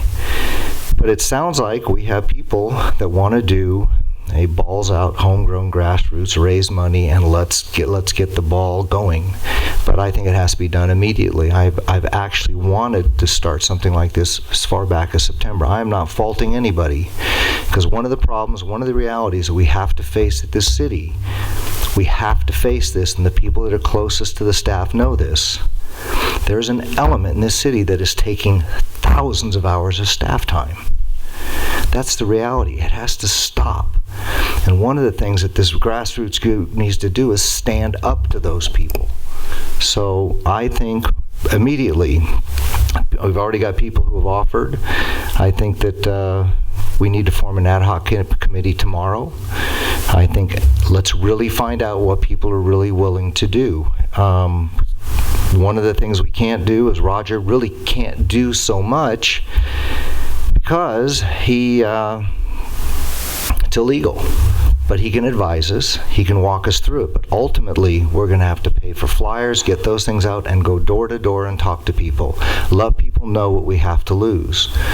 Norco is a very, very, very special town. And Robin said it really well, better than I did. What she said was, people forget. This isn't anywhere else. If you get mad in Corona, no offense Corona, you can find another Corona. You get mad in Eastvale, you can find another Eastvale. But if you get mad in Norco, guess what? Well, you can move to Temecula, but my point is it's very difficult to find another Norco. And it is. And we're trying to protect it. So my recommendation is that we take people up on their offer. Let's not fight about a consultant at this point. And let's, Andy, I think we need to contact immediately in the morning every single member of that ad hoc committee and say, let's put it together and do it. If we need a consultant, then maybe you talk to the guy, see if he'll do an hourly. The sad part is, I liked him, but he killed himself. I mean, his website sucks, and that's just really too bad because we don't have another day to lose, and it's just sort of my 2 cents. Thank you, Mr. Mayor. Berwin? Again. Go ahead, Robin. Sorry. I'm sorry. I thought you said Robin, not Berwin. No, that's good. We're interrupting Berwin. So I think clear what I just said, but again, if we need a few hours of his time for checking legality, what we're doing, I would be okay with that. But beyond that, I think a grassroots effort is going to be the most effective for our community. That's all I have. Okay. Berwin? Thank you, Mr. Mayor. I got a couple of questions. Can we put this on this tax,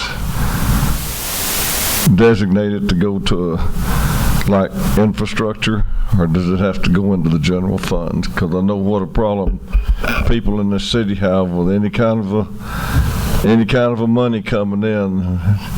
And NART was one of them for years. We couldn't get donations because I couldn't convince the people that the money wasn't going into the general fund. When we got our own bank account, then we started getting donations. But people have a problem with any dime going into the general fund when it should be going for something else. Can we designate it for like infrastructure? No. Why? You can take action to. Your position is that it's designated. Ultimately, though, it's just like any other sales tax. It's a general fund measure. But you, as a council, can say, here's how we intend to spend it. That doesn't make it a special tax. But that is a hard sell, too. They're not going to believe you that if it's not designated. Just like, how did these cities, and I know 2 or 3 of them that got the sales tax passed, that put on there, it was for public safety. They didn't mention anything else but public safety. They got the tax backs. Now, how's that legal? Yes, most of the public safety, the messaging was for public safety, but all the recent add-on sales tax revenue measure that have recently passed in Riverside County, all of those were general revenue measures, which means those funds go to the general fund, and then the city council, as well as an oversight board or oversight committee, determines how those funds are spent. With respect to whether the city can designate the money for infrastructure only, that is a decision that still needs to be made by the city council, whether this revenue measure needs to be a special revenue measure versus a general revenue measure. Keep in mind, to pass a special revenue measure that requires 67% of the voters to approve it, whereas a general revenue measure requires 50 plus 1%. The other item you need to consider in making that decision, again, we are not there yet. We can bring this to the city council sooner than actually we don't have July 4th meeting, so it will be here on July 18th or July 18th, is keeping in mind we certainly need infrastructure funding, and that was the topic we spent nearly 18 months studying, and I was there every night, every minute of it, and I did a lot of work, including writing that report there with the assistance of the oversight committee, and I totally agree that this is something that the community should have done. However, it's not too late. I think this is an opportunity to do it now with this election coming up in November. But in addition to the infrastructure funding needs, we on April 4th of this year, we did a study session where the city council received staff presentation regarding the future projections of the general fund. And given where we are with public safety funding today, which is very lacking, and even if we maintain that level of public safety funding without adding additional, the projection shows that we are going to not be able to pay for all those services with the projected revenues that we expect to get over the next 10 years. So those are the challenges that the city council has to look at in terms of how you handicap your abilities to not only to get this measure passed, but your abilities to have some level of flexibility with oversight committee recommendations in terms of how you spend the money.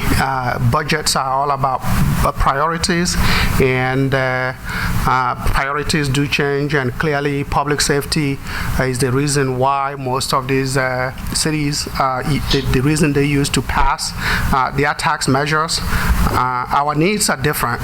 Clearly infrastructure is in this town is what makes us who we are, and that has gone into repair for many years now, and that has not been taken care of. It needs to be taken care of, but the issue is that the city council also needs to recognize that there are other needs that the community needs, public safety being one of them.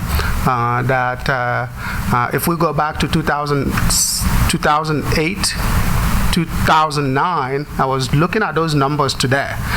The level of public safety we had in this city is that we had 4 motor officers. We had 2 traffic officers. We don't have any of those today. We had 5 community service officers. We have only 2 with 1 that is vacant, so we have 3 in the budget today.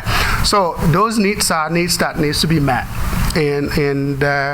But I am generally very, very, very pleased with what is taking place here tonight, and that is the community stepping up, recognizing that this is what needs to be done, and I totally agree that this cannot be sold by an outsider.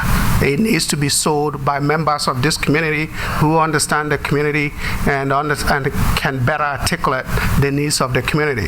The purpose of the consultant is to help us navigate that process, but it's not designed to replace involvement by community leaders and community groups as well.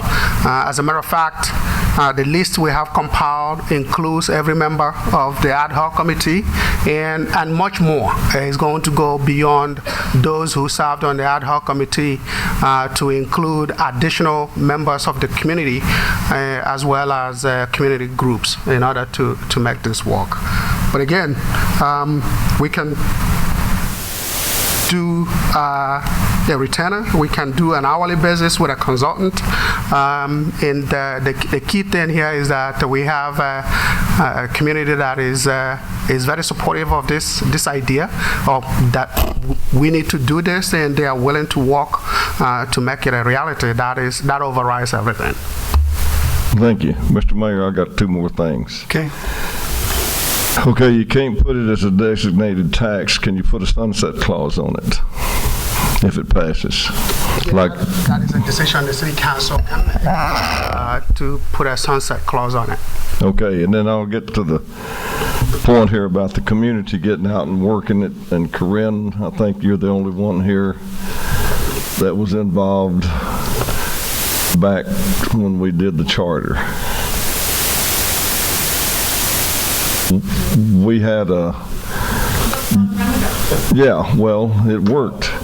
We had a group of people, and there was the city manager and two council people that was definitely against any form of a charter for this city, but a group of us decided that we needed it to protect our large lots and our animal keeping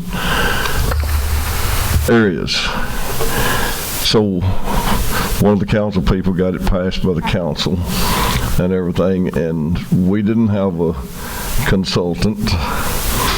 The committee and all of their friends and everybody they could talk to convinced everybody in town how important it was to pass that charter.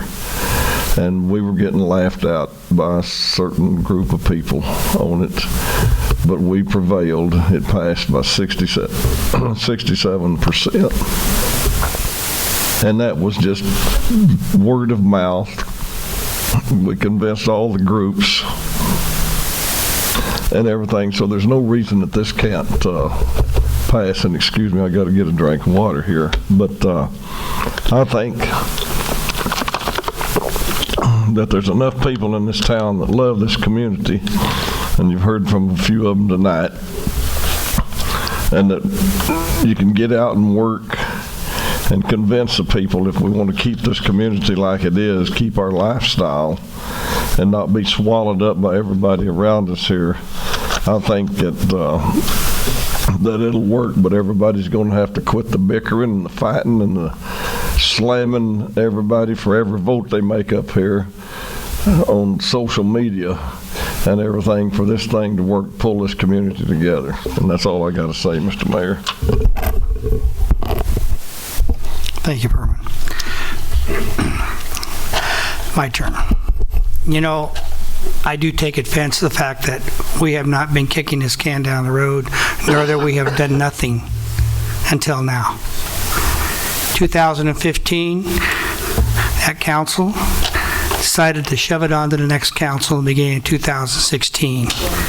In 2016, this council that's sitting here now started it. That was why we developed a 5-year strategic plan, if you recall. We didn't know where we were going to be at. We didn't have a plan to formulate it. We had to make a plan. Out of that, by the mid-2016, the decision was made to go through with all kinds of things that would help us formulate how we were going to do a revenue measure in the future so that we were transparent. Part of that was to conduct a survey to figure out what was that the residents wanted. In 2017, we did a survey. Now, if you recall, there was a change of an election date. It was supposed to be in 2017. All the information that was geared for that strategic plan that was presented and approved by this council and by several commissions earmarked 2017 as the date for a revenue measure. But we had to change our election date, say 2018. If we tried to put it on prior to that, the city would have had to declare itself in a fiscal emergency, which isn't good for a city to do that, especially when you're trying to attract businesses. So we had to wait until a full election when the council members are getting elected. And that's why we're here today. I already heard Andy speak about the fact that we went through and did a 10-year projection of where we were going to be so we can demonstrate to the residents the dire straits we are on our infrastructure and our funding needs. So when I hear the fact that we haven't done anything, we have. This city council and staff have been doing it, steps at a time. We didn't jump into this thing, and it was a scary thought in 2015. I don't think would have passed because the council was divided. We all know up here sitting that we need it. The only thing is how we're going to ride that horse to the end. We all have our different ways. After listening to everybody, I agree that maybe we don't need to spend $38,000 for them. And maybe, Andy, if you can, we can look at to see if Mr. William Berry campaigns will do it hourly, because you do need guidance. We don't need the Fair Political Practices Commission coming down and jumping down our throats because we did something improper, utilizing city staff improperly to help on a revenue measure. And hopefully this guy will take us out of that problem, keep us out of those problems. But I agree with y'all that the residents here feel better talking to other residents. So is it possible, Andy, that we could discuss that with Mr. Berry on an hourly basis or a consultant just to... Yeah, absolutely. The city council can basically not approve this professional services contract, and staff will contact Mr. William Berry to discuss compensation that is based on actual hours put into the effort, and given the level of community involvement that is developing right here tonight, his involvement will be very limited, and will compensate him based on the actual hours that he's involved, which I would expect to be a level below the threshold for coming back to the city council for approval. And obviously, if he doesn't want to work with the city, that is a choice that he gets to make. Okay. And then my second question to you is, how soon as yesterday can we get some kind of a committee formed up that we can work this, the residents committee? As I said, we have actually been working on this in the background, and we have a letter that would be going out to community groups and community leaders to begin scheduling a meeting and conversation with them on how we can make this effort come to fruition. Okay. Because it would take the consensus of this residents group before we proceed any further. Correct? That's exactly the plan, is that we have to get a buy-in from this community groups and community leaders before actually bringing this to the City Council to adopt a resolution to place this on the ballot. If I may, Mr. Mayor? Go ahead, Kevin. No, you don't have to wait for us. You don't have to wait for us at all. You guys can form tomorrow, and that would be my strongest recommendation, that you form tomorrow. I take one exception to the mayor saying the council kicked down the road. No, you were the only one who voted to put it on. I did. Okay, I just want to make sure everybody No, understands. you were. Yeah, it was. It was I voted yes. It was a 4-1 vote. Yes, Yeah. I know. Anyway, but you guys can start tomorrow. Tell me where you're meeting. I'll show up.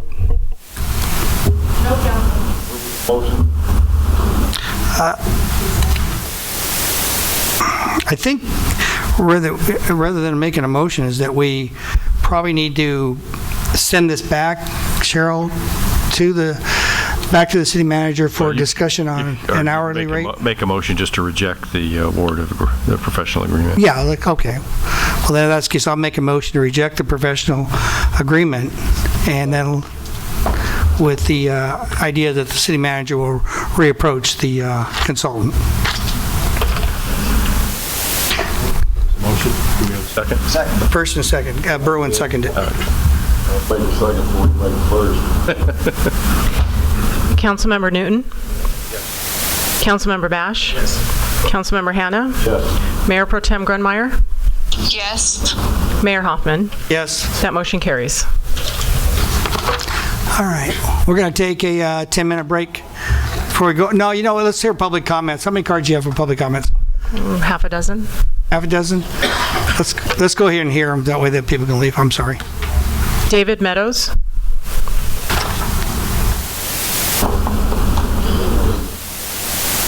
Good evening, David. Good evening, Norco. Oh, I'm sorry. Good evening, Norco City Council members and Honorable Mayor Hoffman and Norco City staff. My name is David Meadows, and I've been an on-again, off-again resident of Norco since 1964. I have only one question to ask you tonight. I'm asking it for myself, and I believe I'm also asking it for many of the residents of the city of Norco. I would like to know if anyone might have an update regarding the status of the Planning Commission's decision to either approve or decline moving forward on considering CarMax's request to purchase the property on 2nd Street just east of the 15 freeway for business rezoning and development. David, we can't talk to you about the matter as a council, and I'm sure if you talk to Mr. King there, he'll give you his card, and he can discuss it with you. All right. Okay? Thank you very much. Appreciate it.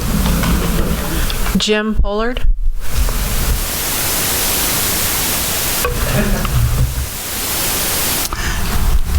Good evening, Jim. Evening, council members and mayor. I'm coming here a little unprepared, but I was up at Boy Scout camp today getting the camp ready for our youth activities this summer. And when I got home, I had in the mail from on the Circle City project, the substation and the improvement to be done. And it affects my property quite a bit because it's in my backyard. And I'm asking for the city's help in getting maybe information to me and my neighbors on their proposal, because I don't understand what maybe a 66 kV line is going to be, and what these power poles and stuff are going to be, and if they're going to leave the existing ones, or of course it'd be nice if they did it underground, but we went through that with the Hooper Valley project. In my backyard, you know, we have those lines in there now, and we get a nice view of the Cleveland National Forest and the Norco sunsets, but I'm just concerned that as a little citizen that we're going to be overlooked, and like to have the city help present any information and announcements on that to us. Thank you. Jim, that line is online. I mean, the power, it's the Circle City Reliability power line. It is, the information is online for you to look at. And I can't tell you more than that, but Let's see, Chad, are you dealing with that? We just actually received a report on that. Okay, we just received the report, and so I'm sure if just pick the website, it'll be up as soon as we can on our city website on the information. Okay, but, like how tall are the poles going to be? What are they going to look like? And can the city maybe present, I know it's not an Edison project, but it's whatever the project is presented as. Maybe that section from 2nd Street to Cordon, they could do a landscape kind of maintenance project. I know it's all, without getting too much further, it is a Southern California Edison project, and it comes all the way from the Mirror, well, actually on the Chino Station all the way down into Corona, but it's on there, and as soon as this information gets up there, they'll publish it up on the webpage. Okay, thank you for the work you do. Bonnie Slager.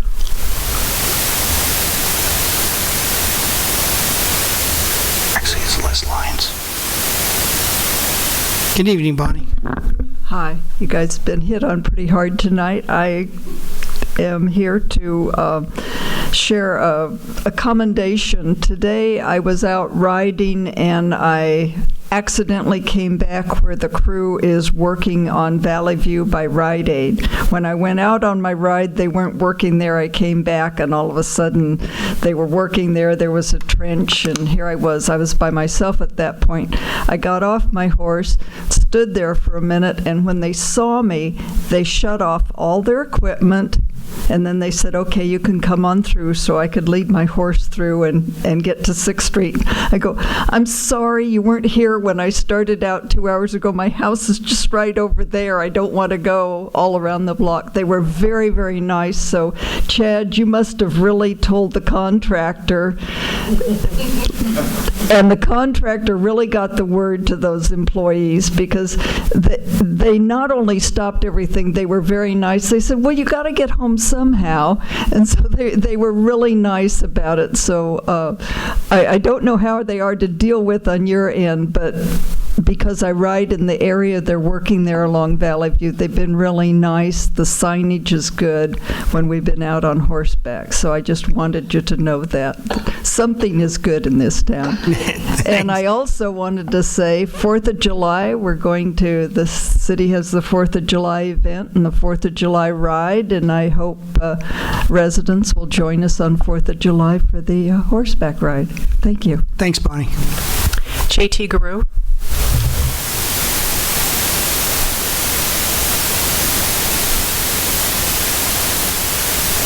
Good evening, JT. Good evening, Mr. Mayor, council members, and staff. As a citizen, I had the privilege to go to the memorial service. As a veteran, I got to tell you, it kind of wrecked me. It was really, really good. I just want to tell you that your hard work, from a veteran's point of view, was outstanding. Thank you. Thank you. Hoorah. Hoorah. Jeff Cahan.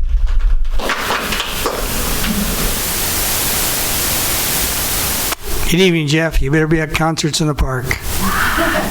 You stole my thunder. I know. I thought I could reach. Okay, so everybody knows what Friday is, right? Friday is Wear Your Overalls Day. Okay, yeah, day after tomorrow. What's that? It's your favorite? It is. We moved Crazy Kirk and the Hillbillies to the first concert of the year so they can kick the summer off with a bang.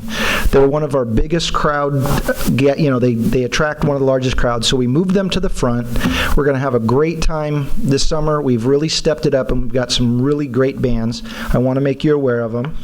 So this 2 days from now, on Friday the 8th, we've got Crazy Kirk and the Hillbillies, as I said. They're coming back for their 5th year. They love coming here.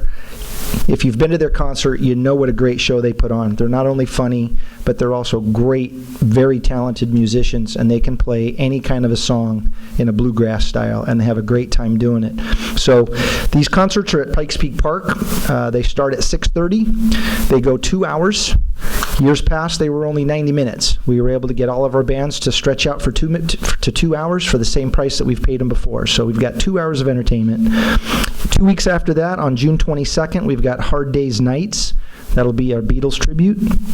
On July 6th, we've got Eric Sage. He does the greatest hits from the biggest stars in music, so a nice overall collection of great songs. July 20th, great night for that. 80s All-Stars. So they're going to do all the top hits from the 80s. We're going to have a great time that night. August 3rd, can't have concerts in the park without a country band, so we've got Shotgun Wedding coming in. They'll do our country music concert on the 3rd, and then on closing out August 10th, we moved our hit band, The Yard Sale, from the front. We moved them to the end to be the anchor to close off a great summer. They're very exciting. They're very energetic. They've got a great horn section, and we love Yard Sale. So I encourage you to come out, support the concerts. We've got some wonderful sponsors. Waste Management, Lions Club, of course, is there. They not only cook, but they donate money back to the next year's concerts. So they're a wonderful partner. Browning and Hemborg, of course, are wonderful partners. They've always sponsored us at Christmas time, but they're now also helping to sponsor us at the concerts as well. Edison, John Tavaloni's office is helping us, and AYSO and Norco Mounted Posse, among many others. So it's a great time to come out and just enjoy an afternoon at the park. I'm very excited to have another summer of concerts coming up. So, Berwin, I think you're up this Friday for introducing, and so we'll look forward to seeing you on Friday and for the rest of the Fridays throughout the summer. So, thank you for supporting concerts in the park. Thanks, Jeff. Great. Pat. Pat Overstreet. Pat.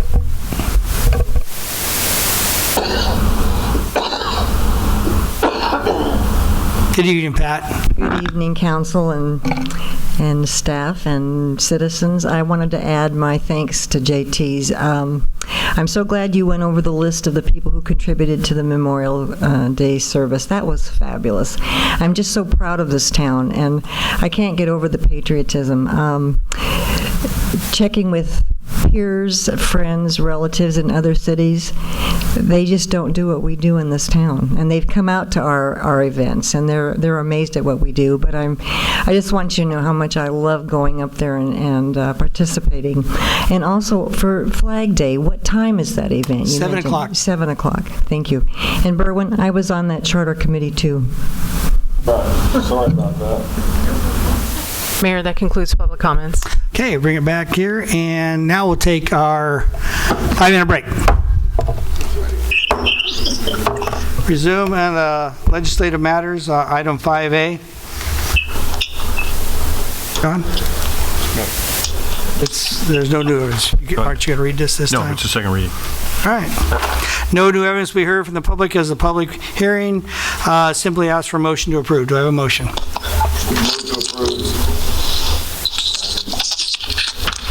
Councilmember Newton? Yes. Councilmember Bash? Councilmember Hanna? Yes. Mayor Pro Tem Gunryer?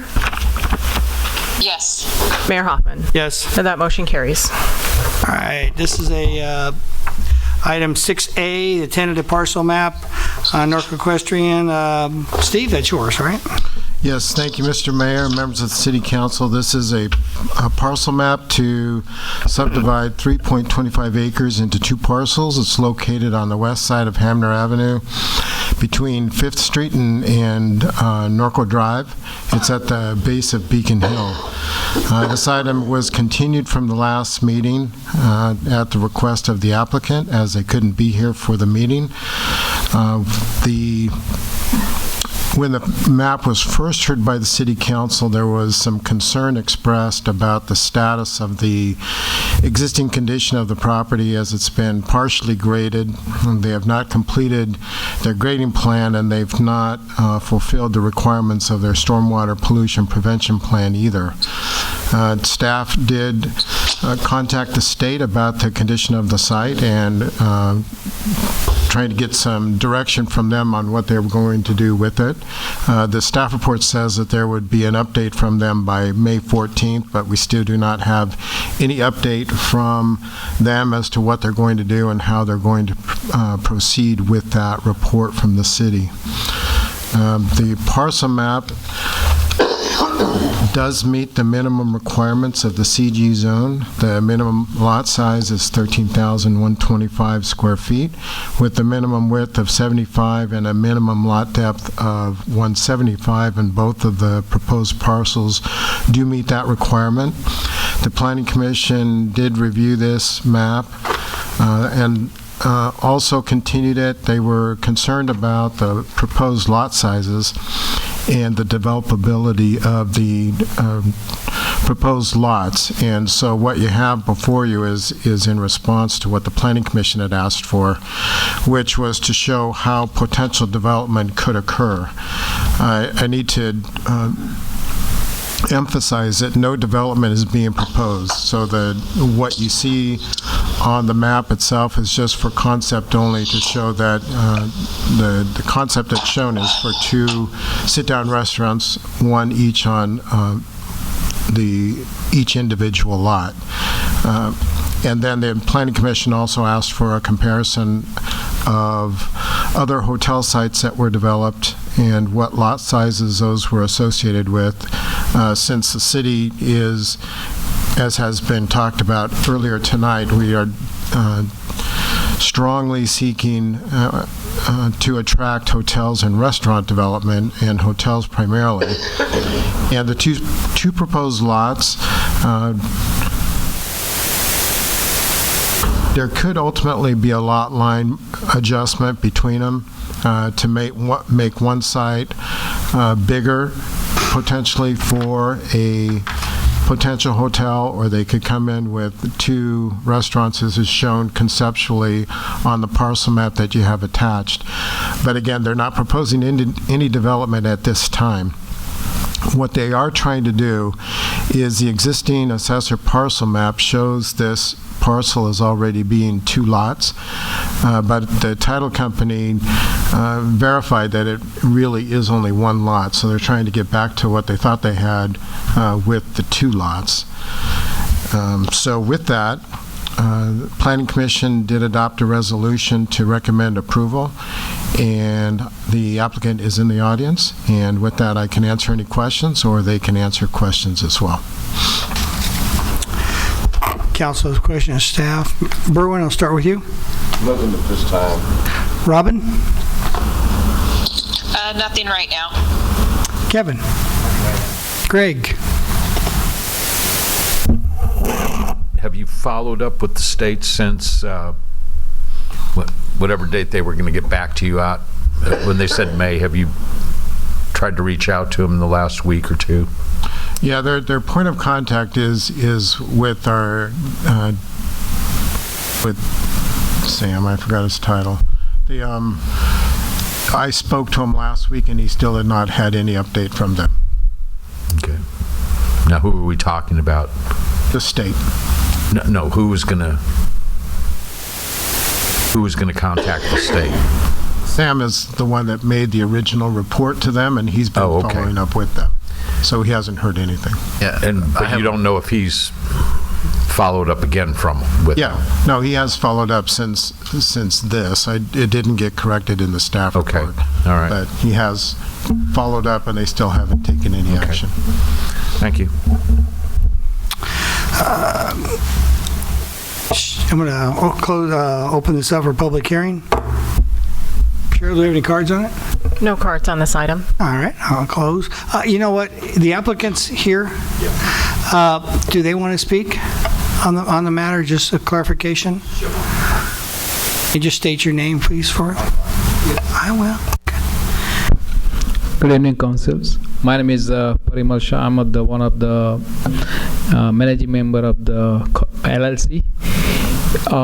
We are working on to develop this 2 parcel. The reason we want to do 2 parcel because we can do maybe a restaurant, one hotels or shopping center, whatever way fit. We working 3 right now, the architects, and we're gonna finalize hopefully shortly, and we're gonna come up with some kind of a proposal concept wise. This is what we are looking to do that, and that's the reason I think we want to do this 2 parcels. Okay. Let me go back. Greg, do you have any questions of the applicant? Good evening. Good evening. And is Mark Rabb still your civil engineer? Yes. Okay, so I'll try to be gracious to you. I don't have any problem with your tentative parcel map, so please don't take me that way, all right? I understand those requirements. My concerns are when you were first giving your grading permit, that there is still a remaining scope of work to be done where you still need to do some concrete terrace drains on the property as it is, and that work has not been completed. And I'm hoping Mr. Rabb has made you aware of these items. Yes. Your stormwater management plans and your best management practice plans are in violation. You haven't maintained the front of the street at all. Okay, and so that's one of the reasons that the State Board Water Quality is looking at the lack of maintenance of those stormwater plans. And then when a project's completed on a grading project, you're required to file a notice of termination. And do you know if Mr. Rabb has done that for you at all? I don't aware of that one. Okay, and I would probably assume that he hadn't. Do you know, Chad? Okay, so that's all a requirement. My concerns with all of that said is I don't want to give up the leverage and move forward with approving this tentative parcel map until you do the corrective actions, complete the work that you were supposed to do on the grading, and satisfy all the state requirements, and clean up the front of the property, and terminate the job, which legally you have to do. And then at that point, I don't have any problem with approving your tentative map. Yeah, I'll contact to Mark Rabb, and I'm going to tell him whatever the necessary paperwork need to be done, and the work, then we're going to follow. Certainly, and he's been aware of, is that fair to say he's been aware of this for quite some time? Okay, so I'm not taking it out on you. I want you to understand that. Okay. Okay, thank you. Kevin, do you have any questions of the applicant? Berwin, do you have any questions of the applicant? No. Robin? Do you have any questions of the applicant? No, I don't. Okay. All right, I think thank you, sir. Appreciate that. Bring it back. Greg, anything back? I guess I've said what I feel. Pretty much you said what you said, huh? Yeah, it's, that would be my motion, that we would continue this item off calendar till the corrective actions are taken and the work's completed. Anything, Steve, you need to add to that, or Chad? Steve, do you have enough direction on that? What we need? I have a question. Go ahead, Kevin. So in terms of the corrective actions, do you, because there was a lot of interest in that site at the ICSC, is there anybody that is interested at this point in that property? Is this something that if you don't get it done right away, you might lose someone who's interested in developing the property? Is that something you can share? Or do you feel that before this is done, you have time that you're going to be able to?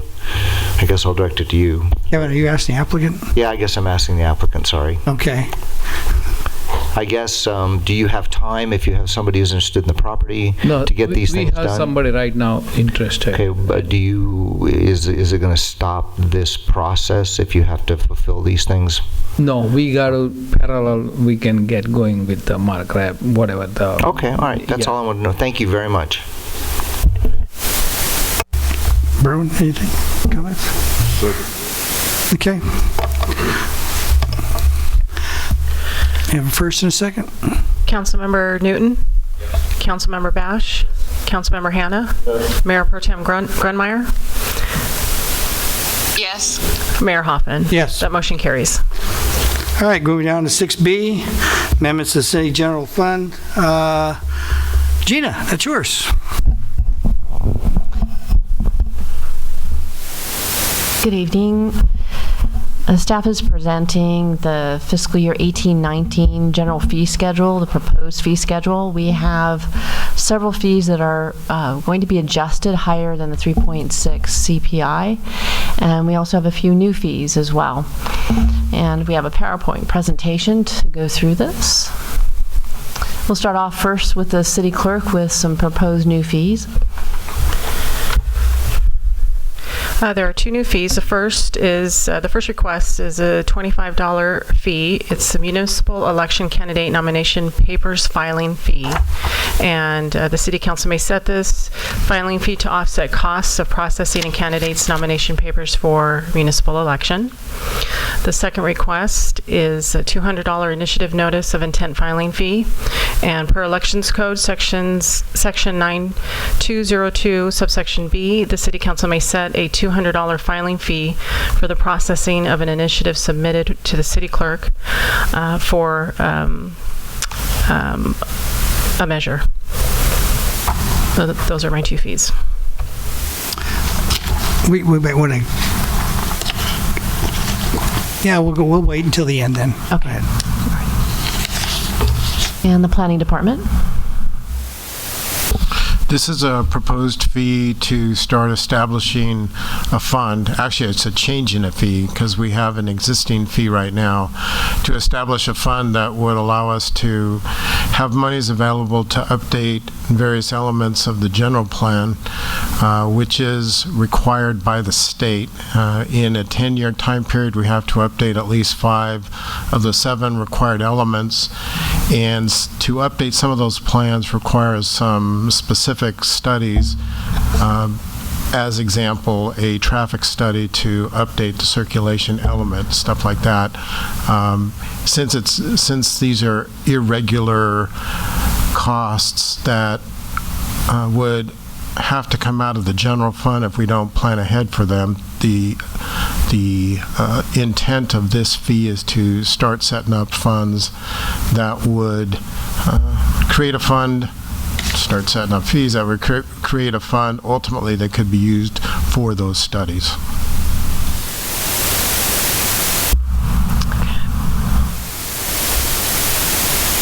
Parks and Recreation. Council, this particular fee being proposed tonight is for the Rose Eldridge Senior Center. These fees would be for the community social room area, the senior center garden, the craft room, and activity room, as well as the kitchen. These areas could be rented out by the community, by business entities, and can be used for different an example is we often get requests to provide senior fairs that deal with various entities that the seniors would benefit. They could rent these areas and provide those services. This is ideas that our staff came up with to help generate additional revenue. It's something we've talked about for a long time. However, what we are recommending these fees, these would cover the cost for offering those rentals, and these would be in all.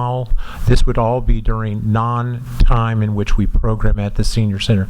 So weekends or evenings when the senior center is not being used.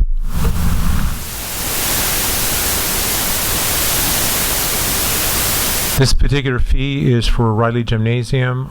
In the past, we've had a court reservation cost. We do get requests, particularly from our club teams, to split the court. They don't need to rent the whole court.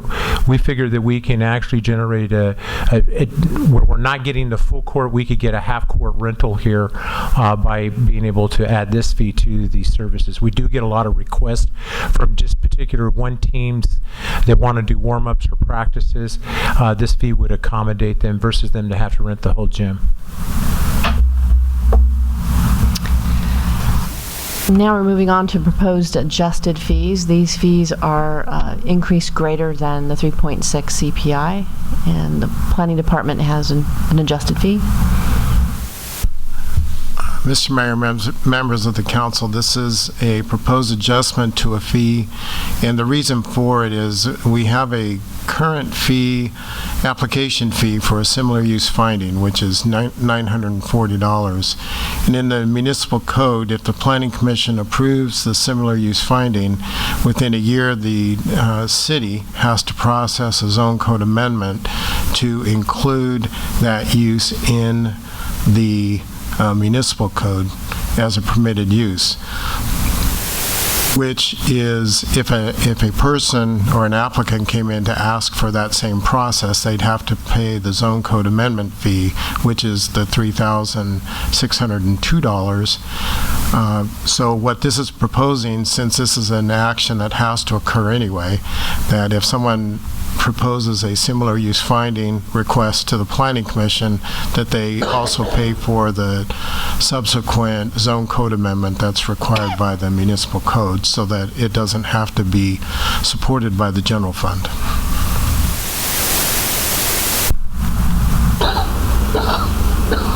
This is an animal control fee. This is an existing fee, but it is increased higher than the 3.6% CPI. In our evaluation of this particular fees, we noticed that as a result of contract services and as well as a cost of increase in materials, particular euthanization drugs, that we were really undervaluing what the cost of that service is. This cost would put us back in line with what the actual cost for service is, and also is very comparable to what the market rate is in the city of Norco for this type of service if you were to take your animal to one of the local veterinarians.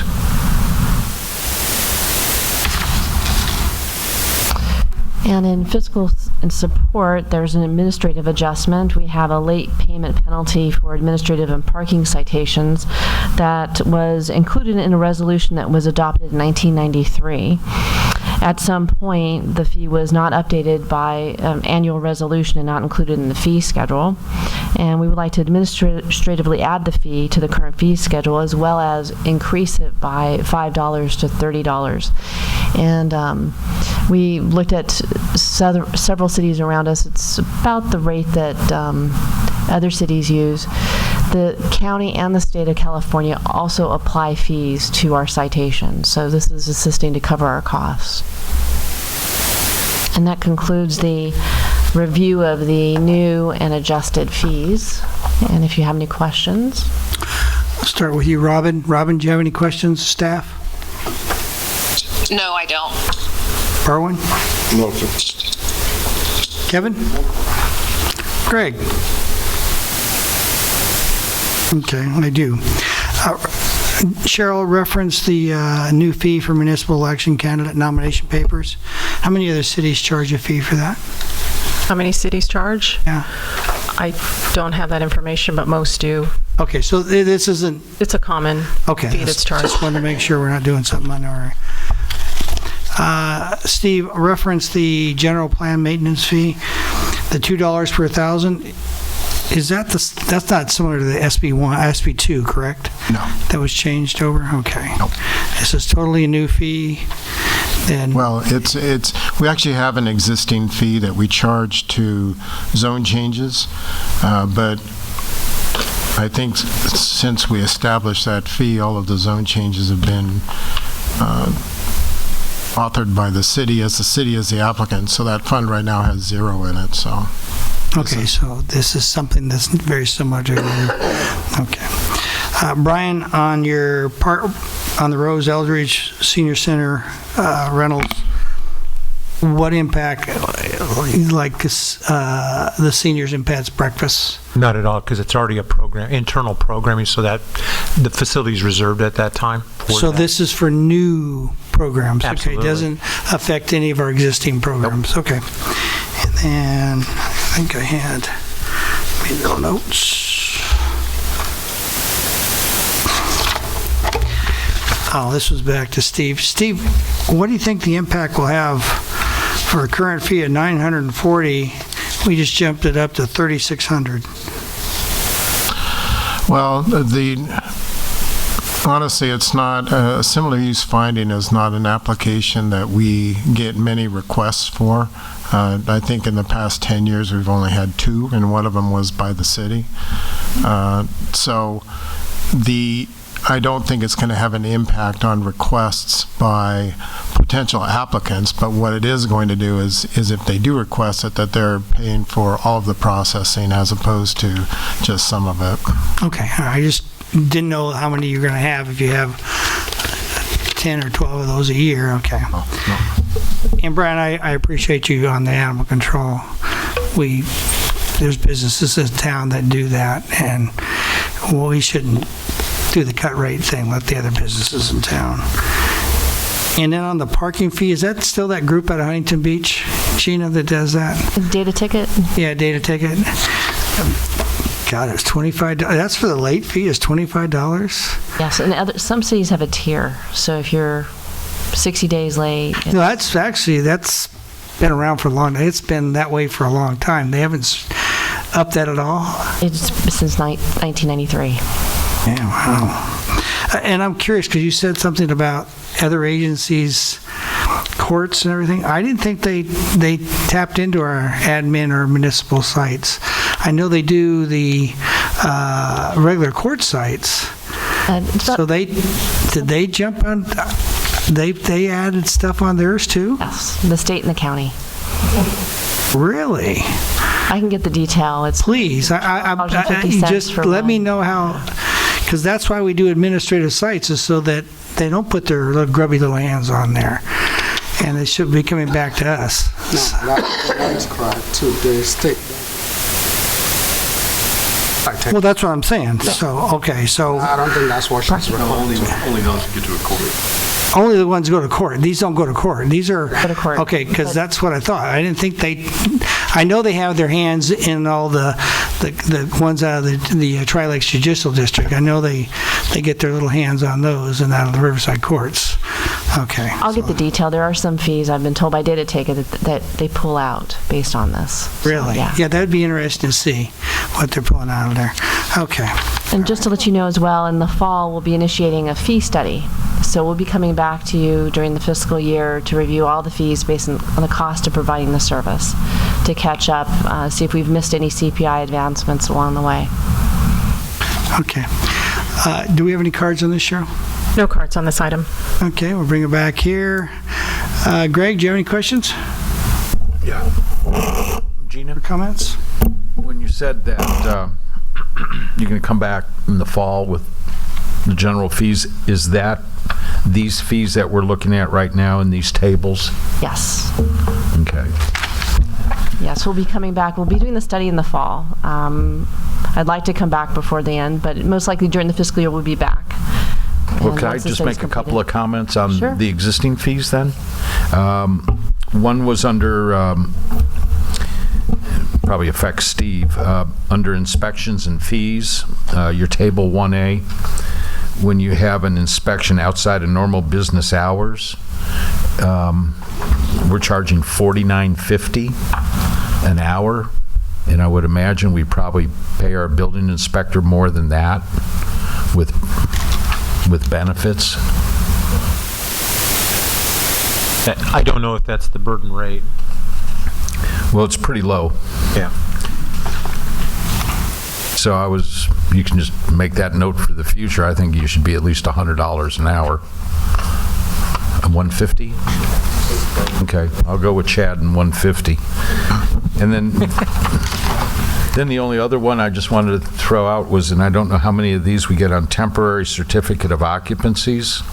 If you would look at that in the future, you went from $522 to $541. It should be at least a minimum $1,000. And if you went to the City of Ontario, they would tell you it's $1,000 for a temporary occupancy and a $20,000 deposit. So I think what we should also have is a deposit included on that. Maybe not in that degree, but that makes sure they follow through. And the reason I highlighted those were some of the increases that you showed under the new proposed fees. Okay. That's all I had, Mayor. Kevin? Berwin, anything else? Nothing. Robin? Nothing. Anything further? Hearing nothing else, have a motion approved with a second. Councilmember Hannah? Yes. Councilmember Newton? Yes. Councilmember Bash? Yes. Mayor Pro Tem Grunmeyer? Yes. Mayor Hoffman? Yes. Motion carries. And this goes, let's see where I do that.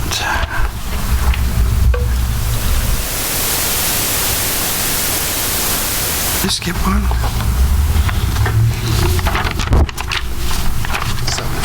7A. Got dark in here. 7A, public hearing on ordinance number 1037, first reading. That's you, Chad? Yes, Mr. Mayor. Thank you. Mr. Mayor, City Council, today's topic under 7A is an ordinance we're seeking support from City Council, which is we're identifying as street cut moratorium. Basically, what we're looking to do is what other cities have similarly done is adopt an ordinance that allows us to protect our infrastructure after we've done significant improvements to it. And I'll review that real quick.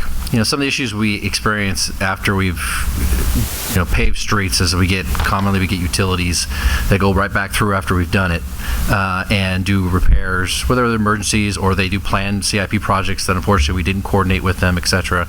This ordinance is designed to communicate better to all the utilities to make sure we're showing a constant 5-year schedule of planned projects so they can plan their projects, how they can do their work if they need to do it after we've done a paving project, what their requirements are going to be. So it's meant to preserve what we can without restricting utilities. They need to do what they need to do, but if they're going to do it, they're going to do it based off of strict criteria of how they're going to improve our roads back hopefully to a superior condition rather than just focusing on their trench.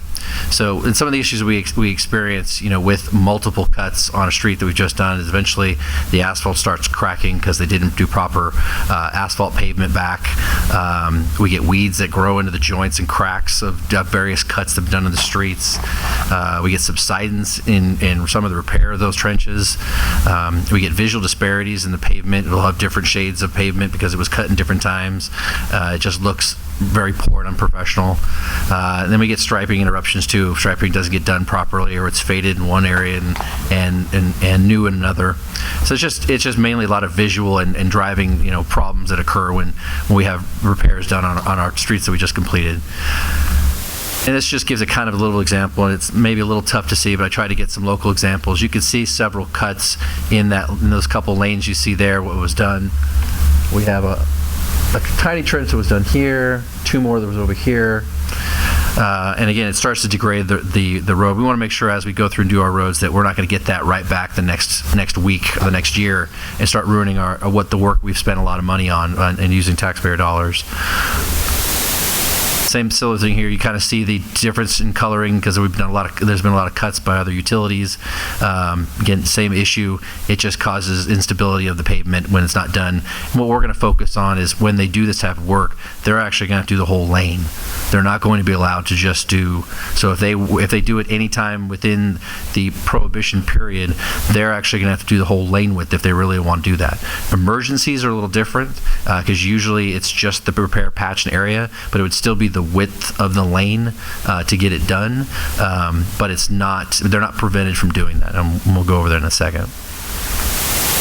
So what we're recommending is adoption of Chapter 12.05, which is a new section in our street chapter, and it basically adds a 5-year moratorium on paved streets.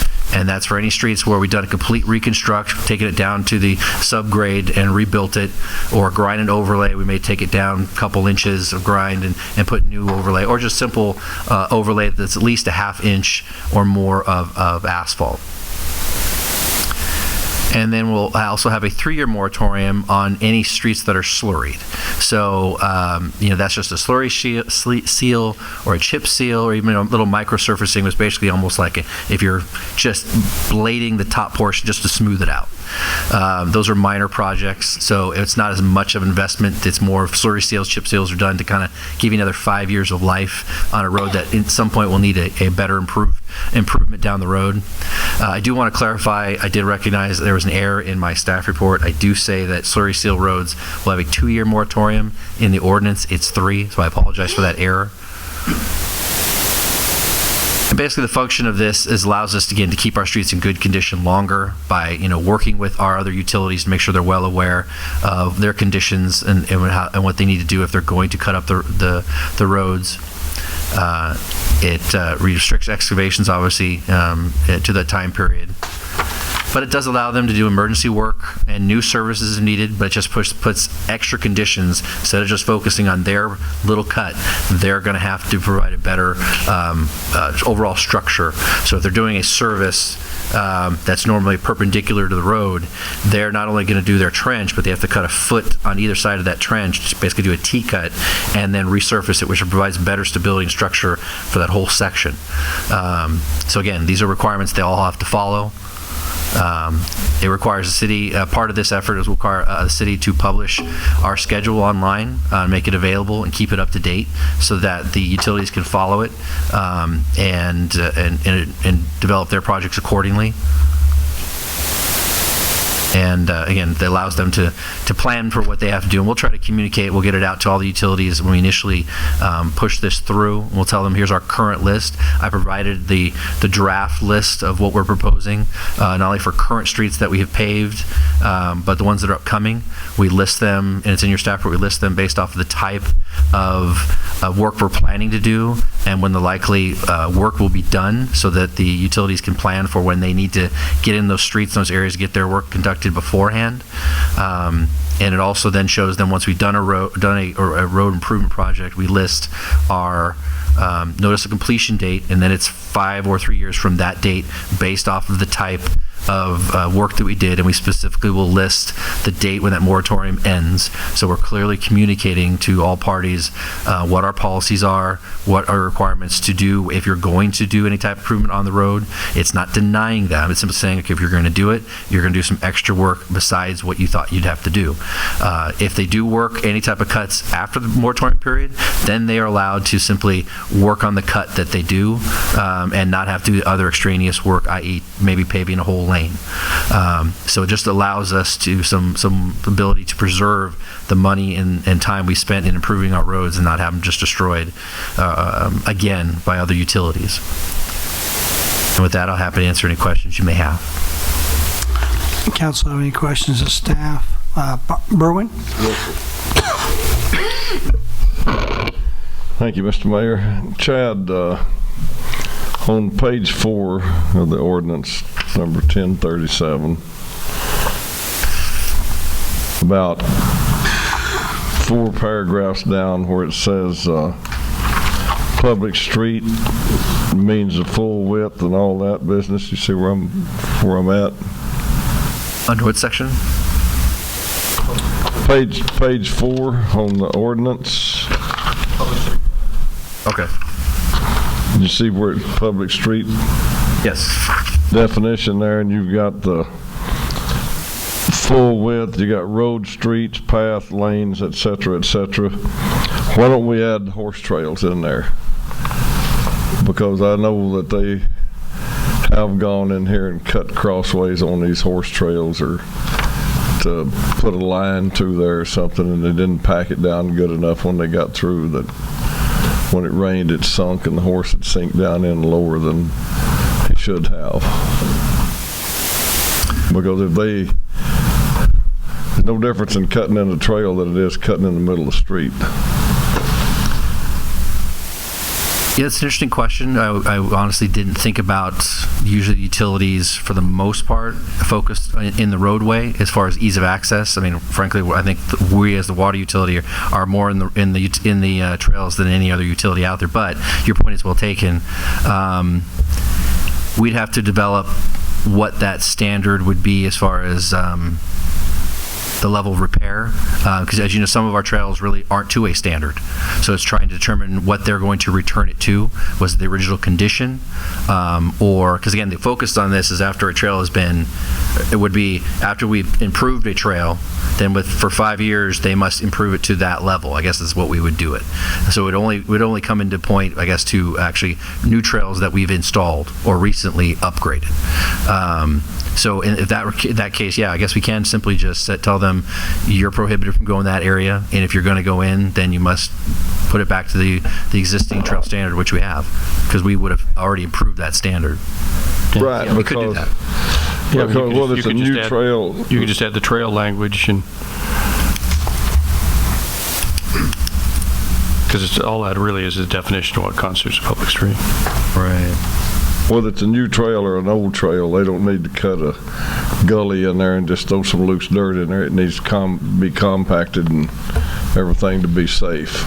Yeah, and in general, you're right. But that would be done, and our inspector would be required to make sure that is done. But I think in the context, as you pointed out correctly, if it's a new trail that we developed, whether it was by a developer or done by the city, that if a utility came through on that new trail in the first 5 years, that they would have to make sure they return it to complete width, which is 12 feet, assuming it's a 12-foot trail, to the original standard of an engineered trail.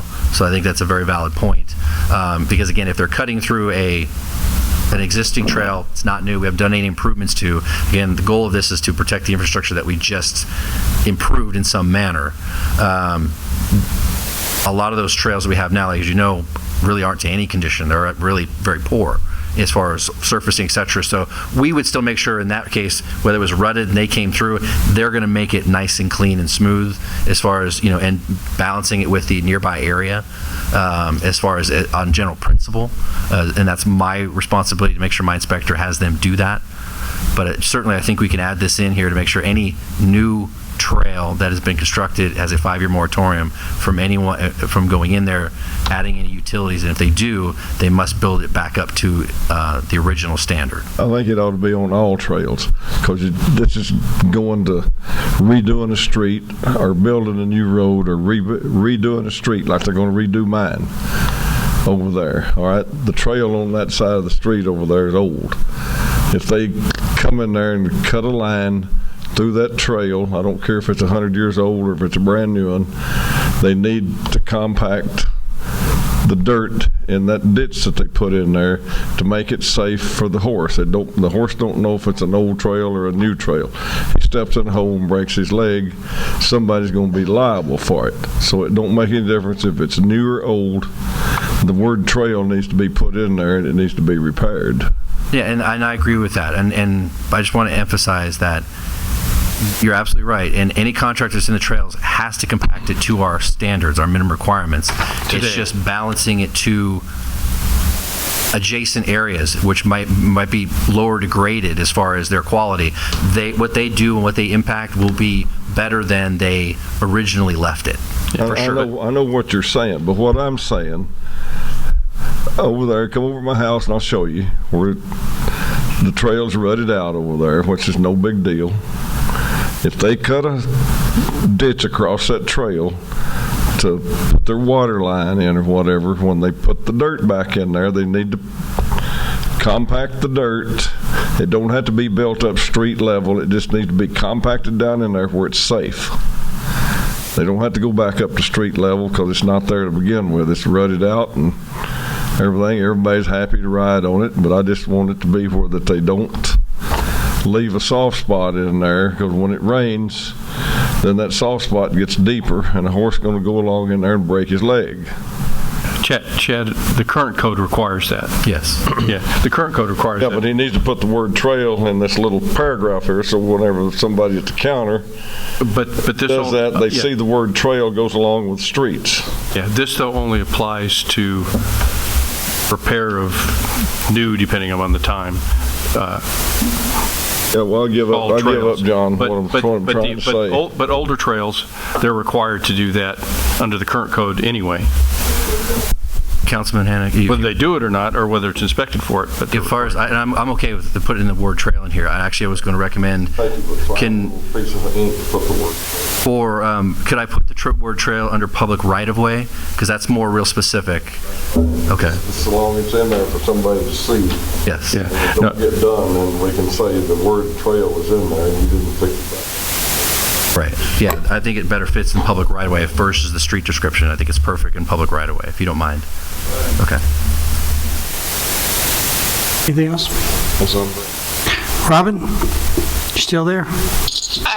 Yeah, I'm still here. I don't have anything. Kevin? Other than supporting Berwyn over there, I'm good with this. Greg? Okay, I think I understand what Berwyn wants, so I'm good with that. A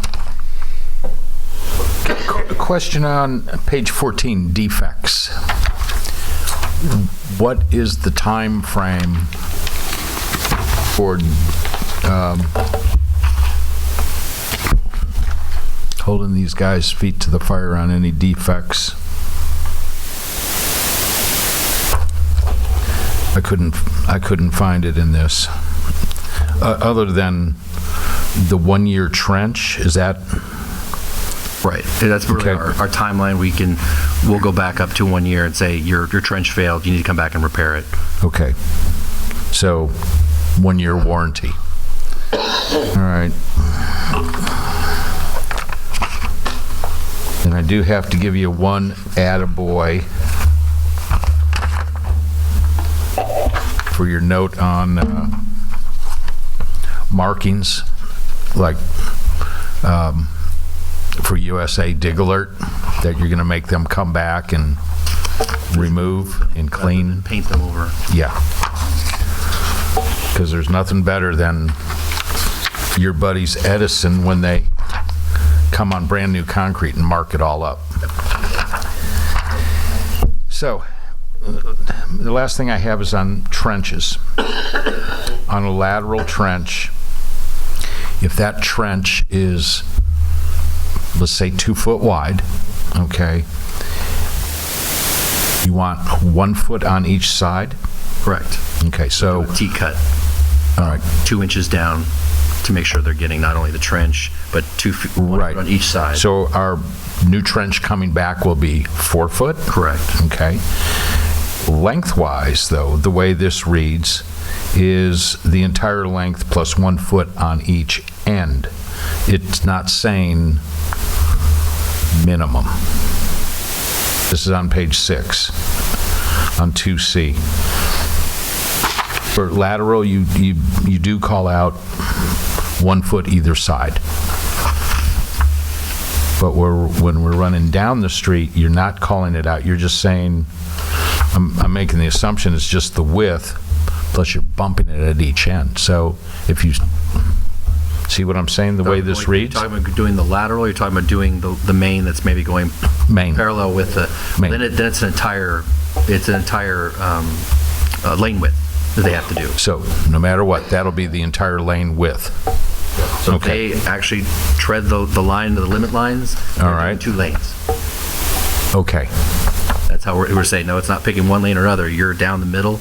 I'm going to tell them to do both lanes. Because I want to make sure we get a full lane width, whichever one they choose, they're in that lane, they're doing the whole lane. No more of that slot paving. Nope. Okay. And then just last question was on depth on remedial paving. Okay, going back. I always thought the standard was if it was like a 4-inch section, you have to go back 6. You add 2 inches. You don't call it out that way. Well, again, when they do a trench cut, they have to match our current standard. I think it's 155 for trench repair, which again, depending on their depth, they need to go back with native if necessary. Just depends where they're going. Most of the utilities are usually at least 4 feet. They might be a little bit shallower than that. Yeah. And then we're getting kind of into a gray area because of the fact they may be really only 6 inches of base at that point, and then 3 or 4 inches of asphalt that might be there present, depending how we did our pave project. depending how it was done, if it was reconstructed, it was probably 6 inches of asphalt. So that's what they're going to be paving that back. So, but again, we're going to go based off our standard to try to determine what was their depth, what they need to do. They bringing back in new material, not the native they took out, and trying to recompact it. They have to compact it certain compaction standards based off our standards, and then and then final cap. Yeah, I just didn't like the way that read, because typically you're adding greater than.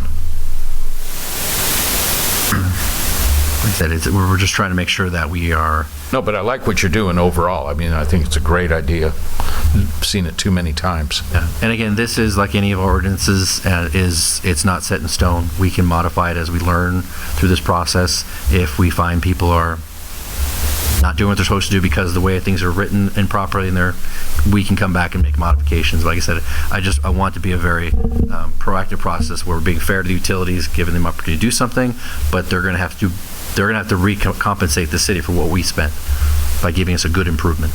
Thank you. Chad? Sure. How many other cities have an ordinance like this? Most. Okay, just want to make sure we're not stretching outside. I'm glad it's a good piece of work. And the utility companies, so they're used to seeing things like this. And you talk about utility companies. This also extends to private developers too that may have to go into the street to do something, connections and things like that. Even more so for them, because usually the private utilities, Edison Gas Company, they have franchise agreements which don't require them to do any type of deposit when they do the work, and when we basically review that in here. But for private entities like that, we actually would make them put a deposit down because we want to make sure we have some sort of money on deposit for them to do that. And it's either, I think it's right, I have it here, I think it's it's $500 or 25%, whichever is greater. So if they're valuing their project at $10,000, they're going to have to give us 25% deposit on that to make sure that they complete the work that's required. So we'll be taking deposit on the private entities that are not the primary utilities. So again, we wanted to make sure we had something to hold everybody to. The primary utilities usually work with all the cities. They know the expectations. As long as it's in writing, they'll plan accordingly. They may not like it, but they'll plan accordingly. It's the private entities that may not be paying attention to our ordinances that when they come in, my staff's responsible telling them, here's what you need to do. You're on a list of a moratorium. If you're going to do it, we need a deposit. You have to do this type of improvement, et cetera, et cetera. So part of this will be educating my staff to make sure they're well aware of. They need to be on their P's and Q's, make sure when somebody comes in, they're paying attention to our list. Your staff, his staff, so they both are.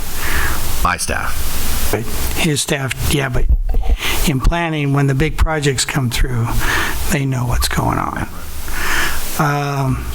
Okay, so that falls all in line with Newton's friends from Crinkle and Destroy from the Edison Company. Like I said, they're used to this. Okay. Yeah, they deal with this a lot. That's Hinkle and McCoy for you. You know who they are. Okay. All right. This is a public hearing. Open it up. Cheryl, do we have any cards? Yes. David Meadows. Good evening, David.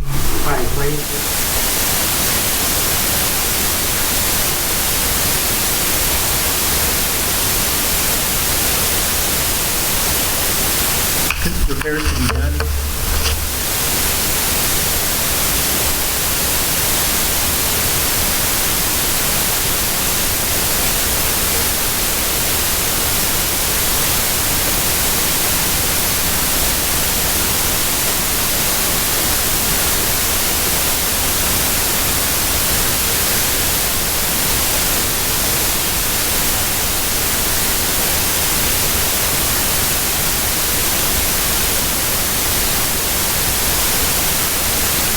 That work. They split the cost. That's part of this reason this ordinance is to prevent utilities, especially if you're coming in and tearing up a road we just paid to have repave, so that it's going to cost them a little more. We have a moratorium when they can and can't. That's what this ordinance was about. I'm just.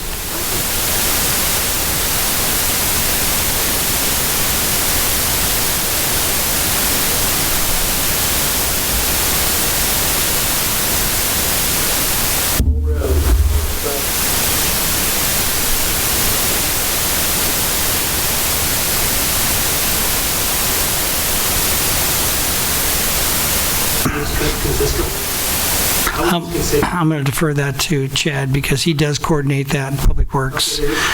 So you're going to... There is actually not coordination with the utilities. It's not. Some cities may do that. It's actually very convoluted if you were to try to get all the agencies together, whether it's gas, cable, Edison, to talk about our project and what we're doing and when and where. This is really intended to be an indirect way to tell them in advance, I've got a 5-year schedule of these projects coming through. You need to pay attention to them. If you need to do an improvement, do it before we come through, and it's very minimal. They just have to worry about their trench, and then when I come through, I finish everything off. If they choose to do it after the fact, then they're gonna do an extra improvement they normally wouldn't do to make sure they are returning our road back to its original condition. And with the Public Works Department. Public Works? Okay.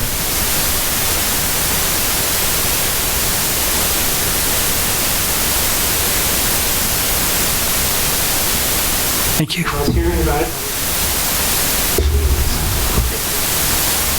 That's all the cards on this All side. right, bring it back to the dais. Dais, any further comments?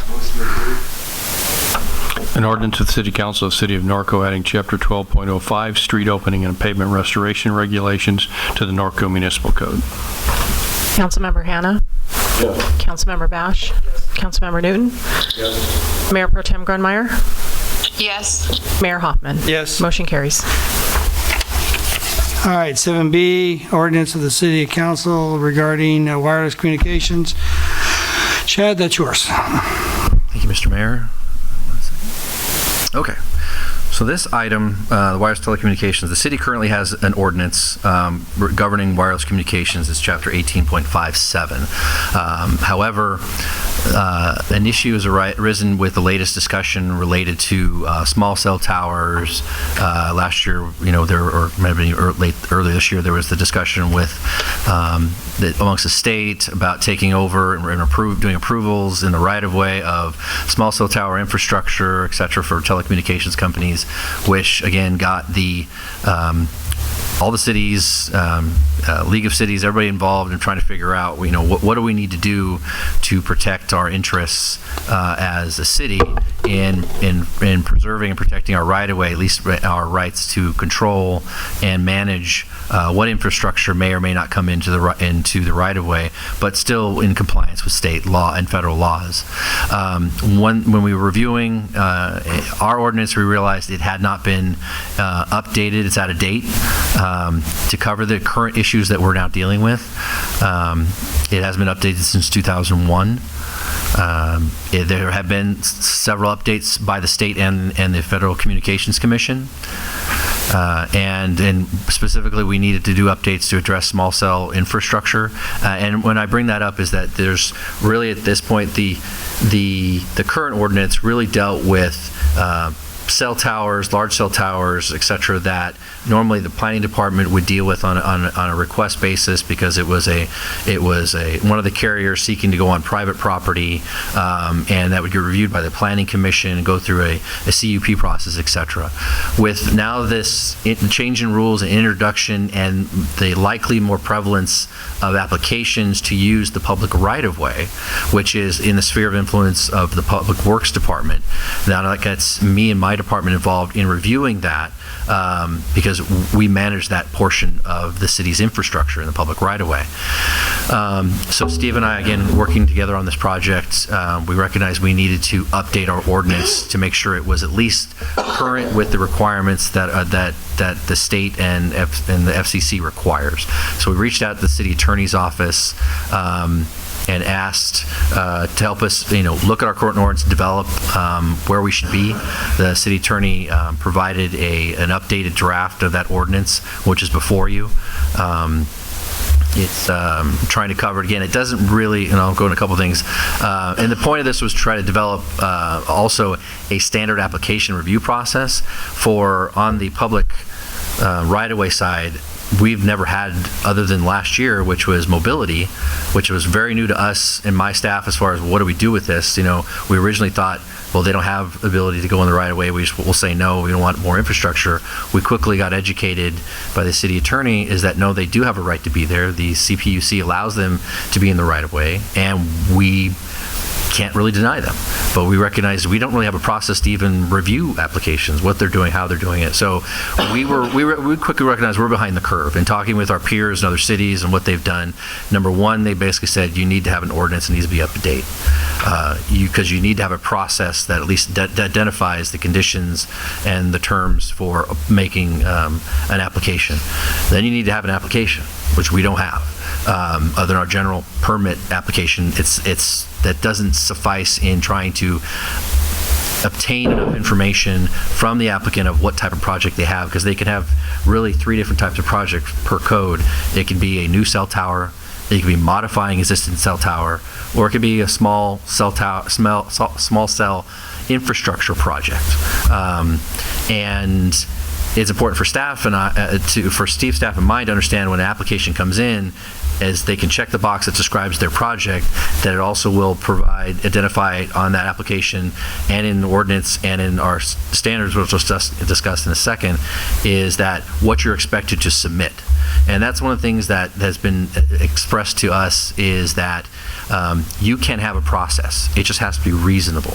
You cannot make it overbearing. You have, and I say reasonable, that's subject to judgment depending on who you're talking to and what attorney you may be talking to.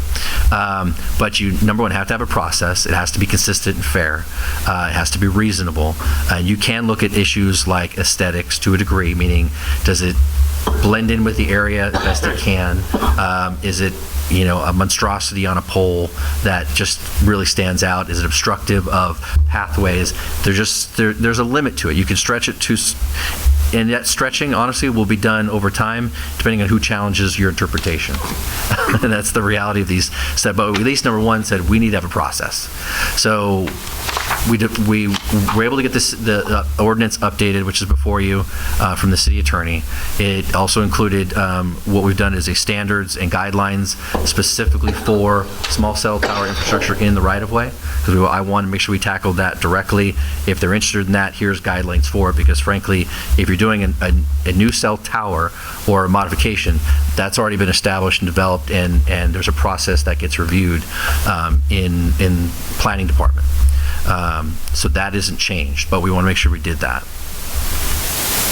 So what we're recommending is, again, adopting the RISE Chapter 18.57 in its entirety. We're taking the old one out and replacing it with the new one. It updates the Norco Municipal Code to meet state and fed regulations.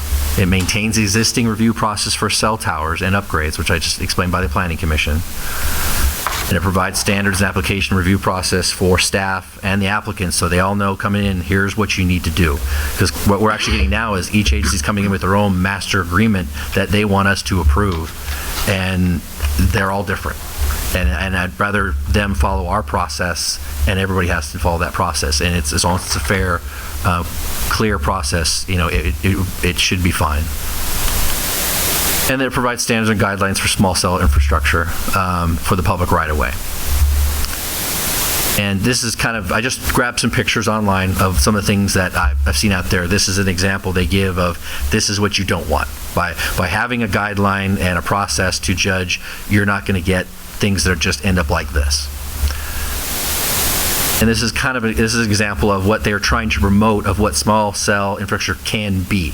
It's not holding to this. Each agency has their own particular design, but on this, you can see you have a traditional light pole, and then what they've done is add a small tower antenna to it. They have their infrastructure here that controls it, and so overall they try to emphasize it's a nominal impact. Again, every agency has a different way of doing it. We're going to work with groups as they come in to say, okay, what's your design and how do we modify it? Again, whether it's just blending it with the pole, making it the same color, instead of making it square, make it round. We'll have those discussions with them when they send their application in. But part of that is, again, making sure the application, which I guess I should point out, Steve and I are currently working on the application. We're hoping to have our final application by the time this ordinance is read for the second time on June 20th, assuming it gets approved tonight, we're looking at multiple agencies of how they've done their applications. Some are extremely long, some are very brief. We're trying to find that middle ground, what suits our needs to make sure we're complying with our ordinance, but is manageable as far as what we're expecting. So we're currently working on that. We don't have that available for you to review. And then I think I might have one more. Here's, again, another example, similar setup. You got the little tower at the top of an existing pole, small little boxes as far as their control panels, versus, again, what the monstrosity was here. It's just all over the place. Multiple carriers with all their junk. Again, I know it's an extreme, but we're just trying to point out that's what you could get if you're not managing it. And the key on this, why it's important to have the ordinance in place, is there are actual response requirements for us, what they call shot clocks. We actually do need to reply by a certain time, or their applications become by default approved. So this is want to make sure that we've got an ordinance in place, and our staff is trained, so they understand, depending on which box they check, you have a certain amount of time to go through their application and either deny it or approve it.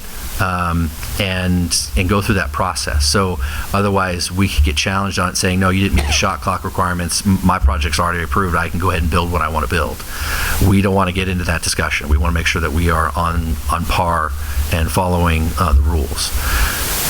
So with that, I'd be happy to answer any questions you may have. Council have any questions, staff? Greg?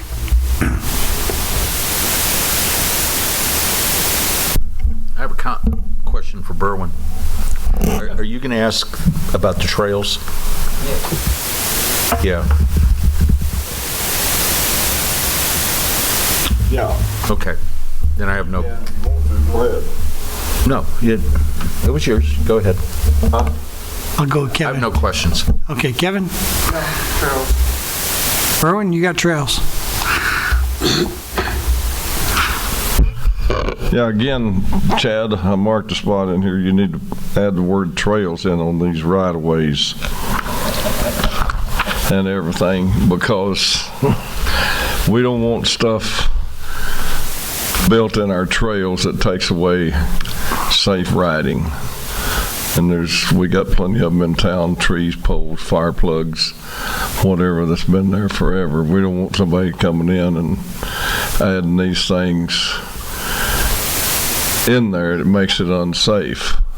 And if they're going to, well, I think this ordinance is going to stop a lot of that anyway. Yes. But I think we'd put the word trails in those.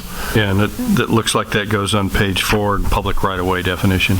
Yeah, just so that that's in the ordinance or in the guidelines? No, in the ordinance. Because when Kevin and I and Brian was at the league last year in Sacramento, and this company was trying to put this thing through before it was going to be statewide, that they could just come into your city and put them in where 18.57.020. they wanted to. Well, we went over to the Capitol building 2 days in a row and tried to get help to fight it, but our 2 representatives voted for it anyway. But then the league put so much Page 4, the bottom definition. No, but I mean the ones we talked to. You know, we talked to Cervantes and Jeff Stone's bunch. Hey. He's got the floor. Anyway, well, just telling the truth. But we talked to them, and other people was with us from the surrounding cities talking to their reps and everything. And the next morning there was 300 and something of us on the steps of the Capitol building on TV. Put enough pressure on the governor that he vetoed the bill when it come through. But I think it's time that we had an ordinance like this to keep somebody like that from coming in and messing up our town. I've added trails to the public right-of-way definition. Thank you, sir. That's it? Any more? That's it. Robin? No, my only thing was the same as you guys, making sure that the trails were included so that we don't end up with a bunch of small boxes on the trails. Okay. I'm going to ask... But you're probably right. Does this ordinance replace the need for a CUP then when we do these cell towers? Or you still need, like we've had in the past, Steve, when they come in and they ask for those cell towers, especially in some of the buildings, things like that, they will still need a CUP separate? Absolutely, separate. Okay. It preserves that. That's still required. That's all planning commission process. That's all planning commission process. So it in doesn't. public right of way, can we not require a CUP? Okay, so this is strictly, that's what I'm asking. And then. And the reason is because they have a franchise interest in the right of way. Right. Okay, and then the other thing, on those, how does it affect you on Park and Recs, Brian? It doesn't, as John said, that's public. We have land. right-of-ways on our right-of-way because of the franchise is why this is this way. But it still has to go through a process where you're actually leasing a portion of that land to them, plus it requires a CUP. Okay. So it still will happen. All right, it's just. Yeah, if they're leasing property from us, kind of all bets are off. Because the bottom line is that we can just say, no, we're not leasing it to you. So they're much more cooperative. I'm just seeing how we cleaned it up. Are there any cards on this? No cards on this item. Okay, bring it back. Entertain a motion unless somebody else have anything to say. An ordinance of the City Council of the City of Norco, California, approving Code Amendment Number 2018-04, repealing and replacing Chapter 18.57, Wireless Communications Facility Regulations in its entirety. Councilmember Hanna? Yes. Councilmember Newton? Yes. Councilmember Bash? Mayor Pro Tem Grunmeyer? Yes. Mayor Hoffman? Yes. Motion carries. All right. Item 7C, I need a motion to, because it's. Is it being canceled or is it moving to a date certain? Cancel. Have a first, or a second? If not, I'll second it. Second. Councilmember Hanna? Yes. Councilmember Newton? Yes. Councilmember Bash? Yes. Mayor Pro Tem Grunmeyer? Yes. Mayor Hoffman? Yes. Motion carries. Okay, City Council, City Manager, Staff, Communications, Berwin, you're first. Thank you, sir. Cheryl, these campaign signs, how long do the people have to get them down? 10 days after the election. Okay, is there anybody we need to contact to make them get them down? Because this place looks like Pomona. Definitely, from one end of town to the other, it looks like Pomona. I'll work with code enforcement. Okay, I don't want code having to go out there and get them. The people that put them up should have to. But I'd also like to make a motion to agendize at the next council meeting, talking about an ordinance on these campaign signs and putting and John, don't tell me we can't do that because other cities have it. No, actually, those cities that do, if they do, depends on what we're talking about, but it's generally unconstitutional. For example, you may not any longer, under case law, put a particular time within which, prior to an election, that you can't put a sign. It's just free, ends up being freedom of speech stuff. Now we don't allow signs in the public right of way. That you can do as long as you don't allow. These signs are on the corners, on fences, and it's 6th and Sierra is one of the worst. I mean, there's 3 or 4 locations like that, but you pull up there going north on Sierra, you can't make a safe right turn on the 6th because you can't see the traffic coming down through there. And I don't see why that we can't. No, that's a difference. That's a difference. Well, just a minute. Okay. I don't see why we can't make a rule. It's our town. It don't belong to the lefties or whatever you want to call them, the tree huggers. It's our town. Want to keep it clean, but I also want to would like to put a time limit on there that they can't put them up 45 days before. You absolutely can't. What? You absolutely cannot do that. Who's going to turn us in? Well, I've represented cities where they've been turned in before, and in this one, I can remember litigating with the ACLU and a former council member over the subject. Okay, well, do you know what Eastvale's ordinance is? Theirs can only go up on weekends, isn't that right, Chad? They have to take them down Sunday night or Monday morning, and they can't put them back up till the weekend. on private property? No, public That's right the public of way. right-of-way. Public right-of-way, we don't allow them, period. But I just think that we ought to. Private property, we just have, unfortunately, I mean, I don't disagree with you. I've gone through way too many elections in my life. But on private property, we can control to some extent the size. And location in the sense of safety, that we can do now. I mean, if you know a specific sign that's on, even if it's on private property, that is blocking, safe view, then we can do something about that today. Well, go drive by over there, but over here at this abandoned building, evidently somebody didn't like, because the DA won his election, they pulled his signs off the fence and threw them in the right of way today. I noticed, but I think it's trashy looking, and I hate to see them up for 3 months before the election. 30 days would be plenty. Berwin, we don't have this on the agenda, Berwin, so we can agendize it for next time, and then Steve can do the research. And John can find a loophole in the meantime. Second. Because I disagree with you on the time limits. Before you do it for the next meeting, just a heads up, not a big deal, but I'm not going to be here at the next council meeting. Okay. Colin will be. Well, good. Colin will let us do it. That's good. I'll tell you. Colin will say it's fine. It's fine. Yeah. Why didn't you say that earlier, John? Okay. Do we get? I seconded it. He seconded. Okay, you seconded. All right. Councilmember Hanna? Yes. Councilmember Newton? Yes. Councilmember Bash? Yes. Mayor Pro Tem Grunmeyer? Yes. Mayor Hoffman? Yes. Motion carries. Okay, Berwin, do you have something else? No, that's all. That's it? Robin, you got anything back in Annapolis? I just wanted to tell Matt and Kelly and Cheryl, thank you for working on the IT so that I could participate in the meeting this evening.